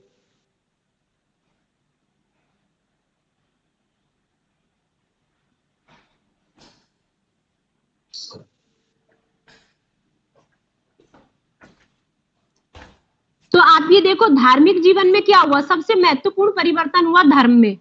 देवताओं की महत्ता में परिवर्तन होने लगा। महत्ता में परिवर्तन क्यों होने लगा, क्योंकि धार्मिक उद्देश्यों में परिवर्तन होने लगा। धार्मिक देवताओं की महत्ता में और किस तरह से परिवर्तन हुआ, पहले जो इंद्र इनके प्रमुख देवता थे, अब इनके प्रमुख देवता हो गए प्रजापति। ठीक है, प्रजापति क्या था, जो पहले के विश्वकर्मा और हिरण्यगर्भ देवता थे उनको मिला के प्रजापति को स्थान दिया गया। और दूसरे 2 प्रमुख देवता हुए इस समय के, जैसे उस समय आपका इंद्र, अग्नि और वरुण थे। इस समय के जो प्रमुख देवता है प्रजापति, रुद्र और विष्णु हैं। रुद्र को जो है पशुओं के देवता माना गया और विष्णु को कहा गया कि विष्णु जो है संसार का पालक का है, संसार का पालन करने वाले हैं। उसी तरह से रुद्र देवता की जानकारी इन्होंने दी। और फिर इन्होंने कहा कि प्रजापति ने ही रुद्र देवताओं को सभी दिशाओं का स्वामी बना दिया है। अब ये कहता है कि पूषण जो थे पहले पशुओं के देवता माने गए, परंतु अब जो है शूद्रों के देवता हो गए। मतलब शूद्र को पशु सदस्य ये लोग मानते थे। और यहाँ से आपको मूर्ति पूजा के साक्ष्य फिर से मिलने शुरू हो जाते हैं। लेकिन जो मूर्ति पूजा का प्रचलन है वो आपको गुप्त काल से ही देखने को मिलेगा। फिर आराधना की रीति में परिवर्तन हुआ। पूर्व वैदिक जो आर्य थे उनके लिए स्तुति पाठ करते थे, मतलब इकट्ठे होकर सामूहिक पाठ करते थे। लेकिन अब क्या है, यज्ञ करना इंपॉर्टेंट हो गया। और यज्ञ भी कैसा, वैयक्तिक रूप से यज्ञ में बलि दी जाने लगी, पशुधन का ह्रास होने लगा। अतिथि को गोमांस खिलाया जाने लगा, मतलब गाय की भी हत्या होने लगी। आप ये सोचो, यज्ञों में मंत्रोच्चारण पर अधिक बल दिया जाता था और यज्ञ करने वाले को यजमान कहते थे। अब ये कहते थे दक्षिणा में गाय, दासी, सोना, कपड़ा, घोड़े सब दिए जाते थे। भूमि दान नहीं है, इंपॉर्टेंट है, याद रखना, भूदान नहीं है, भूदान सातवाहनों के समय जाके मिलेगा। अब ये कहता था बहुत अलग अलग तरह के दैनिक जीवन के पंचमहायज्ञ, इसी तरह से बहुत सारे यज्ञ आपको इस समय देखने को मिलेंगे कि यज्ञ बहुत होने लगे। राजसु यज्ञ है, अश्वमेघ यज्ञ है, आपका अग्निष्टोम यज्ञ है, आपका पुरुषमेघ यज्ञ है। फिर इस समय आप देखोगे कि इनके धार्मिक उद्देश्यों में परिवर्तन हो गया। मतलब अब ये लोग पुनर्जन्म के बारे में सोचने लगे कि पहले हमारा जन्म क्या था और अब हमारा जन्म क्या है। तो शतपथ ब्राह्मण में पहली बार पुनर्जन्म के सिद्धांत का उल्लेख किया गया। अब क्या है, अब उनका उद्देश्य लौकिक के बजाय पारलौकिक हो गया और उन्होंने बहुदेववाद और दर्शन, मतलब दर्शन ग्रंथों, षड दर्शनों के बारे में सोचना शुरू कर दिया। आप ये देखोगे कि उपनिषदों में दिया गया है यज्ञ की और कर्मकांड की निंदा की गई है और ब्रह्मा की सत्ता को स्वीकार किया गया है। जो उत्तर वैदिक कालीन ग्रंथ हैं उसमें आश्रम व्यवस्था को स्वीकार किया गया है। आश्रम व्यवस्था का अभिप्राय था कि एक बार आप काम करो फिर विश्राम करो। आश्रम का अर्थ है कि काम करने के बाद विश्राम करना। तो उत्तर वैदिक काल में ग्रंथ जो केवल 3 आश्रम की चर्चा मिलती है, जो चौथा आश्रम है वो शूद्र काल में जाके जुड़ता है, मतलब 600 BC के बाद। अब क्या है, पहली बार जो उपनिषद है जाबलोपनिषद, उसी में चारों आश्रम की जानकारी मिलती है, जबकि जो उत्तर वैदिक कालीन उपनिषद है छांदोग्य उपनिषद, उसमें केवल 3 ही वर्ण व्यवस्था, 3 ही आश्रमों की जानकारी मिलती है। अगर मैं आपको कहूं कि ब्रह्मचर्य आश्रम, गृहस्थ आश्रम, संन्यास आश्रम और आपका एक ये हो गया आपका ब्रह्मचर्य आश्रम, गृहस्थ आश्रम, वानप्रस्थ आश्रम और संन्यास आश्रम। वानप्रस्थ आश्रम। हाँ, वानप्रस्थ। इन्होंने क्या किया कि जीवन को 100 भागों में बांटा और उसको 25-25 साल के पीरियड में बांट दिया गया। अगर इन सब में देखूं तो सर्वोच्च आश्रम जो माना गया इन्होंने, मतलब सबसे सर्वश्रेष्ठ आश्रम जो गृहस्थ आश्रम को माना, कि जिसने गृहस्थ जीवन को बहुत अच्छे से जिया तो वो सबसे कठिन आश्रम है, गृहस्थ जीवन को अच्छे से जीना। तो इन्होंने क्या, ब्रह्मचर्य आश्रम है। ब्रह्मचर्य आश्रम का अभिप्राय क्या था कि जब तक आप विद्याध्ययन का काम, मतलब उपनयन संस्कार से शुरू होके जब तक आपका समापवर्तन संस्कार नहीं होता तब तक आपका ब्रह्मचर्य आश्रम चलेगा। फिर ये कहते हैं कि इस समय पे लेकिन ऐसी भी कन्याएं होती थी जो जीवन भर शिक्षा प्राप्त करती थी, जिनको ये लोग ब्रह्मवादिनी कहते थे। और जो कन्याएं सिर्फ विवाह तक शिक्षा प्राप्त करती थी उनको ये साधु वधु कहते थे। दूसरी तरफ गृहस्थ आश्रम है। गृहस्थ आश्रम क्या है, जैसे ही मनुष्य विवाह कर अपनी गृहस्थी में प्रवेश करता है उसको गृहस्थ आश्रम कहा गया। और गृहस्थ आश्रम में ही मनुष्य को अपने ऋणों से छुटकारा मिलता है। ऋण मतलब कैसे, ऋषि ऋण, जिन वैदिक ऋषियों ने आपको शिक्षा दी उनका ऋण आपको चुकाना है। पितृण, जैसे आपके पिता ने आपको संतानोत्पत्ति के द्वारा अपने ऋण को चुकाया, आपको भी संतानोत्पत्ति करके अपने ऊपर के ऋण को चुकाना है। तीसरा देव ऋण, आप यज्ञ आदि करोगे तो जो आपके पूर्वज हैं उनके ऊपर की, उन्होंने जो आपके ऊपर ऋण किया है उसको भी आपको चुकाना है। तो इन्होंने कहा कि गृहस्थ आश्रम ही सबसे श्रेष्ठ है, क्योंकि गृहस्थ आश्रम में ही व्यक्ति अपने ऋणों से छुटकारा पा सकता है। गृहस्थ आश्रम में ही ये पंचमहायज्ञों का वर्णन है कि भाई व्यक्ति को जो है पंचमहायज्ञ करने चाहिए। फिर आपका है वानप्रस्थ आश्रम। वानप्रस्थ आश्रम में ये था कि व्यक्ति 50 वर्ष की आयु में क्या है, अपने भौतिक जीवन से मुक्ति करना शुरू कर दे और अपना जो राजपाट संपत्ति जो है अपने बच्चों को सौंपे और भौतिक जीवन से छोड़े और आध्यात्म की तरफ अपने आप को अग्रसर करे। परंतु समाज में ही रहना है, समाज से बाहर नहीं है। जब संन्यास आश्रम आएगा तो संन्यास आश्रम में क्या किया कि मनुष्य पूर्ण त्याग करेगा और मोक्ष प्राप्ति के उद्देश्य जो है वो संन्यास जीवन को ग्रहण कर लेगा। तो इस तरह से ये आपका संन्यास आश्रम हुआ। अब ये आपका वैदिक काल समाप्त हो गया। अब आपका आता है वैदिक साहित्य। अब देखो वैदिक साहित्य में बताती हूँ, अभी तो 10 मिनट है, हम लोग डिस्कस कर सकते हैं, जितना हो जाएगा उतना कर लेंगे, ठीक है।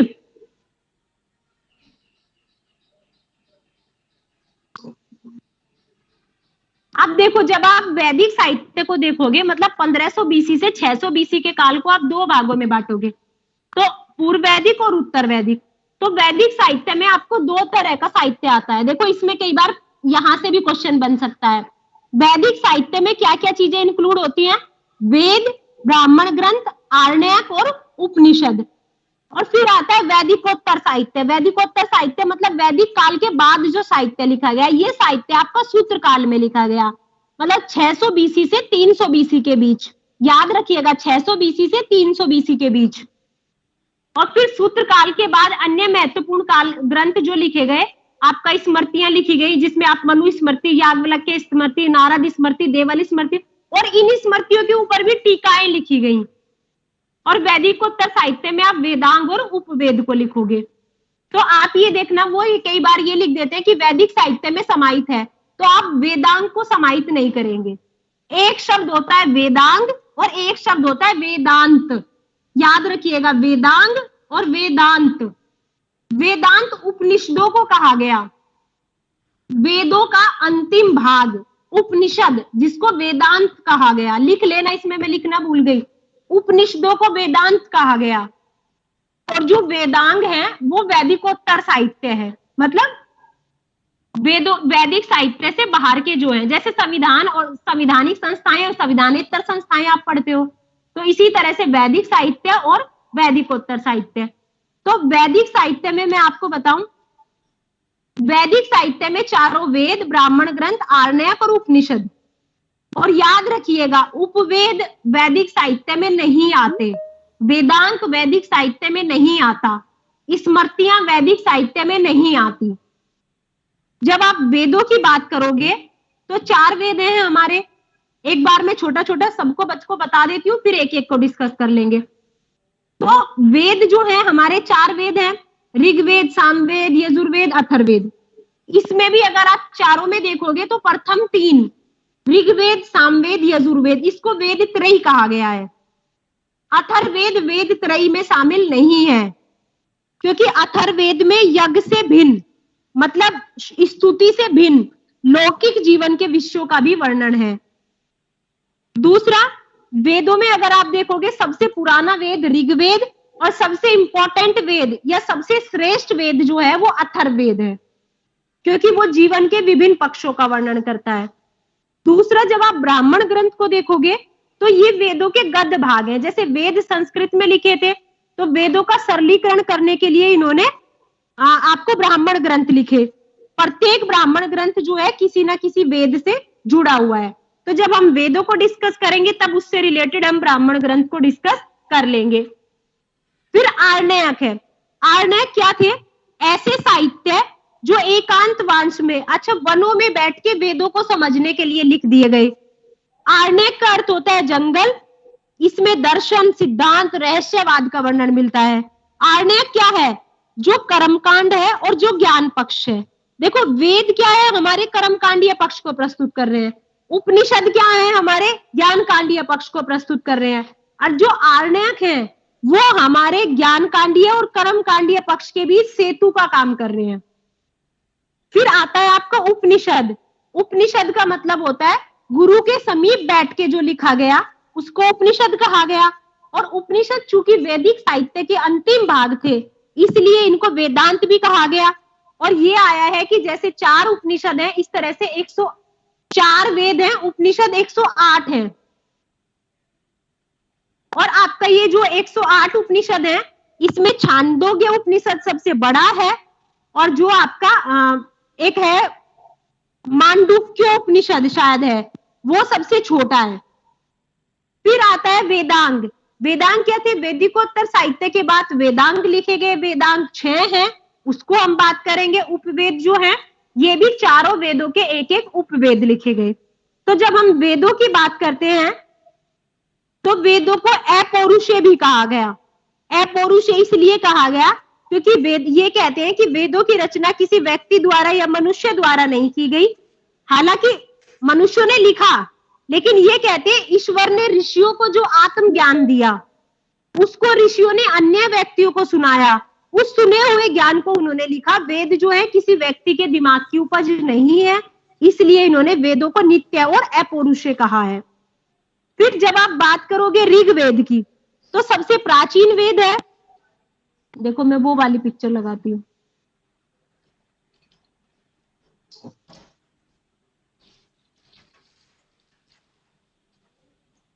आप देखो इसमें एक मिनट,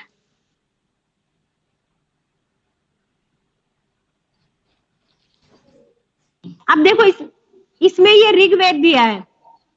ऋग्वेद में क्या है कि सबसे प्राचीन वेद है। मेन चीजें मैंने इसकी यहाँ नोट कर रखी हैं। ऋग्वेद जो है सबसे प्राचीन वेद है। चूंकि ऋग्वेद की रचना सबसे अंधो प्रदेश में हुई, वहां पे आर्य सभ्यता थी, ऋग्वेदिक आर्य जो थे, तो ये ज्यादातर ऋग्वेदिक आर्य के बारे में जानकारी देता है। और ऋग्वेदिक आर्यों, इसमें ऋग्वेद में कुल 10 मंडल है, 1028 सूक्त हैं और 10,580 मंत्र है। अब ये कहते हैं कि वेदों का जो संकलन है वो महर्षि कृष्ण द्वैपायन ने किया, इसलिए वेदों का एक नाम, इसलिए द्वैपायन का एक नाम वेद व्यास भी रख दिया गया। अब ये कहते हैं कि वेदों में जो है, ऋग्वेद में देवताओं की स्तुति की गई है, क्योंकि ऋग्वेद का पूजा पद्धति क्या थी, सभी लोग इकट्ठे होकर पूजा करते थे, सभी लोग इकट्ठे होकर प्रार्थना करते थे। तो ऋग्वेद में जो देवताओं की स्तुति की गई वही पूर्व वैदिक आर्यों की आराधना की रीति थी। ये कहते हैं ऋग्वेद में मंत्रों का जो उच्चारण है, मंत्रों के उच्चारण करने वाले को कहा गया होता। और ये कहते हैं ऋग्वेद में 10 मंडल हैं, जिसमें 2 से लेकर 7 तक पुराने हैं, जिनको वंश मंडल कहा गया। और पहला, 8वां, 9वां, 10वां बाद में जोड़ा गया, जिसमें कि 10वां मंडल सबसे बाद में जोड़ा गया। अब आपको इसमें 1-2 याद करने हैं, मैं आपको फोटो भेज दूंगी इससे अगले में, उसमें आप देख लेना। तो जो आपका ये मंडल है, मंडल में एक तो आपको तीसरा मंडल याद रखना है कि ऋषि विश्वामित्र का और गायत्री मंत्र का उल्लेख तीसरे मंडल में है। फिर आपको एक चौथा मंडल याद रखना है कि कृषि संबंधी जो प्रक्रिया का वर्णन है वो चौथे मंडल में है। एक फिर आपको 9वां मंडल याद रखना है कि सोम रस का जो वर्णन है, 9वां मंडल जो है सोम को समर्पित है, देवता सोम को समर्पित है। और 10वां जो मंडल है, इसी में पुरुष सूक्त है, जिसमें कि वर्ण व्यवस्था की चर्चा की गई है। फिर आपका आता है ब्राह्मण ग्रंथ। मैंने आपको बताया कि वेदों के सरलीकरण के लिए ब्राह्मण ग्रंथ लिखे गए गद्य में। और ब्राह्मण ग्रंथ में क्या है, इसके ऋग्वेद के 2 ब्राह्मण ग्रंथ हैं, एक आपका ऐत्रेय और एक आपका कोशातकी। तो ऐत्रेय में आप देखोगे कि एक ऋषि थे महिदास और उनकी माता का नाम था इत्रा, तो इसलिए उनका नाम पड़ गया महिदास ऐत्रेय, मतलब इत्रा के बेटे ऐत्रेय, महिदास ऐत्रेय। तो उन्होंने जो ब्राह्मण ग्रंथ लिखा उसी को कह दिया गया ऐत्रेय। और इसी में पहली बार राजत्व की दैवीय धारणा प्रस्तुत की गई और इसी में सोम यज्ञ का वर्णन किया गया। और ऐत्रेय ब्राह्मण ग्रंथ में ही पुत्री के जन्म पर दुख प्रकट किया गया। और दूसरा था कुशितक, कोशातकी, जिसको कुशितक ने लिखा, इसमें भी यज्ञों का वर्णन किया गया है। फिर आरण्यक ग्रंथ, जंगलों में लिखे गए जो ग्रंथ हैं, इसमें आपको आसानी रहेगी कि ऋग्वेद के आरण्यक भी ऐत्रेय और कोशातकी हैं और उपनिषद भी ऐत्रेय और कोशातकी हैं। अब आते हैं हम सामवेद पे। देखो सामवेद क्या है, सामवेद में क्या है, साम का अर्थ है गायन करना, और सामवेद में मंत्रों का जो गायन करता है उसको उद्गाता कहा जाता है। एक बार पूछा गया था ऐसा कौन सा वेद है जो ऋग्वेद से लिया गया है, तो ऋग्वेद से सामवेद लिया गया है, क्योंकि इसमें 1500 श्लोक हैं, लगभग 1500 मंत्र है, जिसमें से केवल 75 ही नए हैं, बाकी के 1400 जो है वो ऋग्वेद से ही लिए गए हैं। और इसी में पहली बार 7 स्वरों का उल्लेख है। इसके 2 ब्राह्मण ग्रंथ हैं, एक तांडेय और एक जैमिनी है। तांडेय को ही महाब्राह्मण ग्रंथ कहा जाता है, तांडेय को ही अद्भुत जो ये षड्विश है इसको अद्भुत ब्राह्मण ग्रंथ कहा जाता है। फिर आता है, मतलब क्या है, जो तांडेय ब्राह्मण ग्रंथ है इसमें 25 अध्याय हैं, इसलिए इसको पंचविश भी कहा जाता है, बहुत बड़ा है इसलिए अद्भुत ब्राह्मण ग्रंथ भी कहा जाता है। फिर दूसरा है जैमिनी है। जैमिनी में क्या है, यज्ञीय कर्म कांडों का उल्लेख है। और जैमिनी है, इसी के 2 आरण्यक हैं, एक जैमिनी है आरण्यक, एक छांदोग्य आरण्यक। अब उपनिषदों की बात करें तो 2 ही उपनिषद हैं, छांदोग्य उपनिषद और जैमिनी उपनिषद। लेकिन देखो छांदोग्य उपनिषद की जो इंपॉर्टेंट चीजें थी वो मैंने नोट कर दी। सबसे बड़ा और प्राचीन उपनिषद है, इसमें क्या क्या मिलता है, देवकी पुत्र कृष्ण का उल्लेख सबसे पहले छांदोग्य उपनिषद में मिलता है। प्रथम तीनों आश्रम की जानकारी छांदोग्य उपनिषद में मिलती है।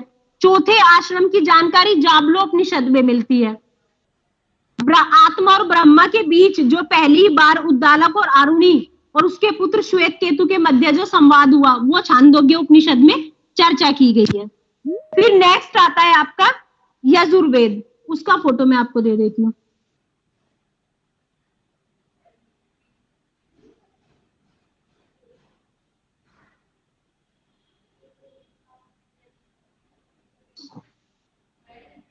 अब देखो ये है यजुर्वेद। यजुर्वेद क्या है? कर्मकांडीय वेद है। इसमें यज्ञों से संबंधित सबसे ज्यादा जानकारी है। 40 अध्यायों में विभक्त है। दूसरी चीज गद पद दोनों में रचित है। एक इसकी शाखा शुक्ल यजुर्वेद है जो पद में लिखी गई है, दूसरी शाखा कृष्ण यजुर्वेद है जो गद में लिखी गई है। शुक्ल यजुर्वेद को ही वास्तविक वेद कहते हैं, शुक्ल यजुर्वेद को ही वाजसेनी संहिता कहते हैं। एक बार यही पूछा कि वाजसेनी संहिता किसको कहते हैं, तो शुक्ल यजुर्वेद को कहते हैं। फिर क्या है आपका शुक्ल यजुर्वेद की जो है ब्राह्मण ग्रंथ है वो 2 हैं। आप ये देखो शुक्ल यजुर्वेद का ब्राह्मण ग्रंथ शतपथ ब्राह्मण है, सबसे इंपॉर्टेंट सबसे बड़ा ब्राह्मण ग्रंथ है शतपथ ब्राह्मण, सबसे प्राचीन ब्राह्मण ग्रंथ है और याज्ञवल्क्य ऋषि द्वारा लिखा गया है। इसी में जल प्लावन की कथा की जानकारी है। सबसे पहले पुनर्जन्म का जो सिद्धांत दिया गया है वो इसी में दिया गया है। दूसरा था तैत्तिरीय ब्राह्मण ग्रंथ जो कि शुक्ल यजुर्वेद का है। फिर अगर हम आरण्यक देखेंगे तो बृहदारण्यक, तैत्तिरीय और शतपथ। अगर हम उपनिषद देखेंगे तो इसके उपनिषद बहुत सारे हैं। बृहदारण्यक उपनिषद है, कठोप उपनिषद है, ईशावास्य उपनिषद है, श्वेताश्वर उपनिषद है, मैत्रायण है, महानारायण। आपको इस सब को याद मत करो, बस एक तो तैत्तिरीय उपनिषद को याद कर लो जिसमें अनुपजाने का सिद्धांत दिया गया है। फिर कठोप उपनिषद को याद कर लो जिसमें यम और नचिकेता का संवाद दिया गया है। कठोप उपनिषद में यम और नचिकेता का संवाद दिया गया है। फिर इसी तरह से लास्ट आता है आपका अथर्ववेद। अथर्व ऋषि के नाम पर ही इसका नाम अथर्ववेद पड़ा और ये कहते हैं कि अथर्ववेद में वशीकरण, जादू टोना, भूत प्रेत, चिकित्सा संबंधी विभिन्न प्रकार की औषधियों का वर्णन है। ये लौकिक विषयों से संबंधित है। सबसे चारों वेदों में सर्वाधिक लोकप्रिय है और सबसे ज्यादा श्रेष्ठ वेद ब्रह्म वेद इसको बोला गया। इसका एक ही आरण्यक है गोपद। इसका कोई मतलब ब्राह्मण ग्रंथ है, इसका कोई आरण्यक नहीं है। अगर हाँ उपनिषद देखोगे तो अथर्ववेद के मंत्रों का उच्चारण करने वालों को ब्रह्मा कहते हैं।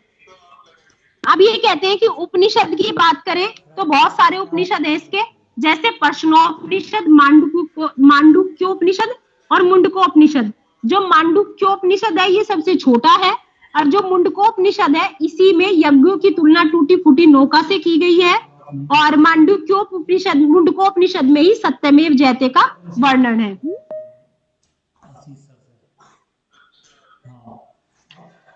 फिर आता है वैदिकोत्तर साहित्य। वैदिकोत्तर साहित्य में आप देखोगे तो वेदांग आएंगे और उपवेद आएंगे।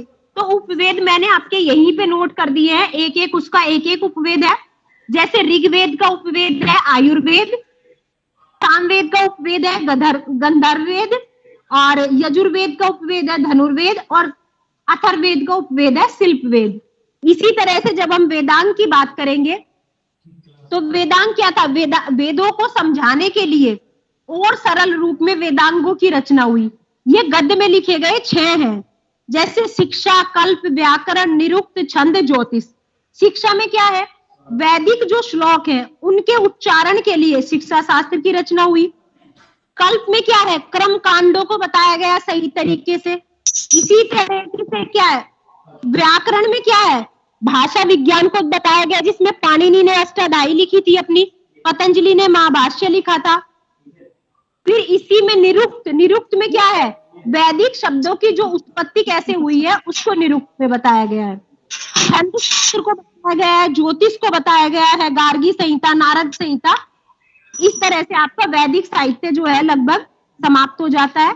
अब आपकी जो नेक्स्ट क्लास होगी उसमें हम क्या करेंगे? सूत्रकाल, महाजनपद काल और आपका जो मगध वाला है उसको डिस्कस कर लेंगे। ठीक है, आज की क्लास यही। आप लोगों का बहुत बहुत धन्यवाद, इतना आप लोगों ने कोऑपरेट किया। लेकिन मुझे लगता है कि आज वाली क्लास का जो ये स्लाइड लगाने वाला है ये ज्यादा अच्छा है, क्योंकि इसमें चीजें सामने क्लियर हो जाती है। Yes, ma'am. Yes, Yes, ma'am. Sure, ma'am. Yes. Thank you ma'am. और वो कल Thank आपको you, ma'am. की होगी जो मैंने Evening, ma'am. भेजी थी, हड़प्पा के स्थल मैंने भेजे थे शायद। मैम सर ने आपको सेंड कर दिया था। नहीं मैम अभी नहीं करी सेंड। वो नहीं मिला मैम अभी तक। मैंने कल ही भेज दिया था, मैं बोल दूंगी सर को। ठीक है, ओके हेलो मैम। चलिए क्लास ऑफ करते हैं। Thank you, hello ma'am. Ma'am. Thank you ma'am. Thank you, ma'am.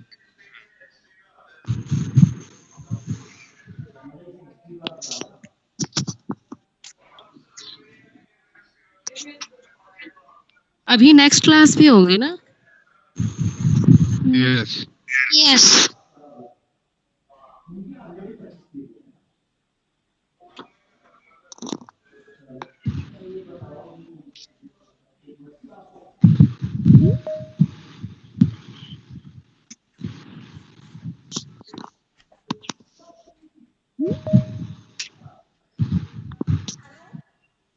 हाँ मैम, मैं कर रहा हूँ। मैंने ऑफ कर दिया।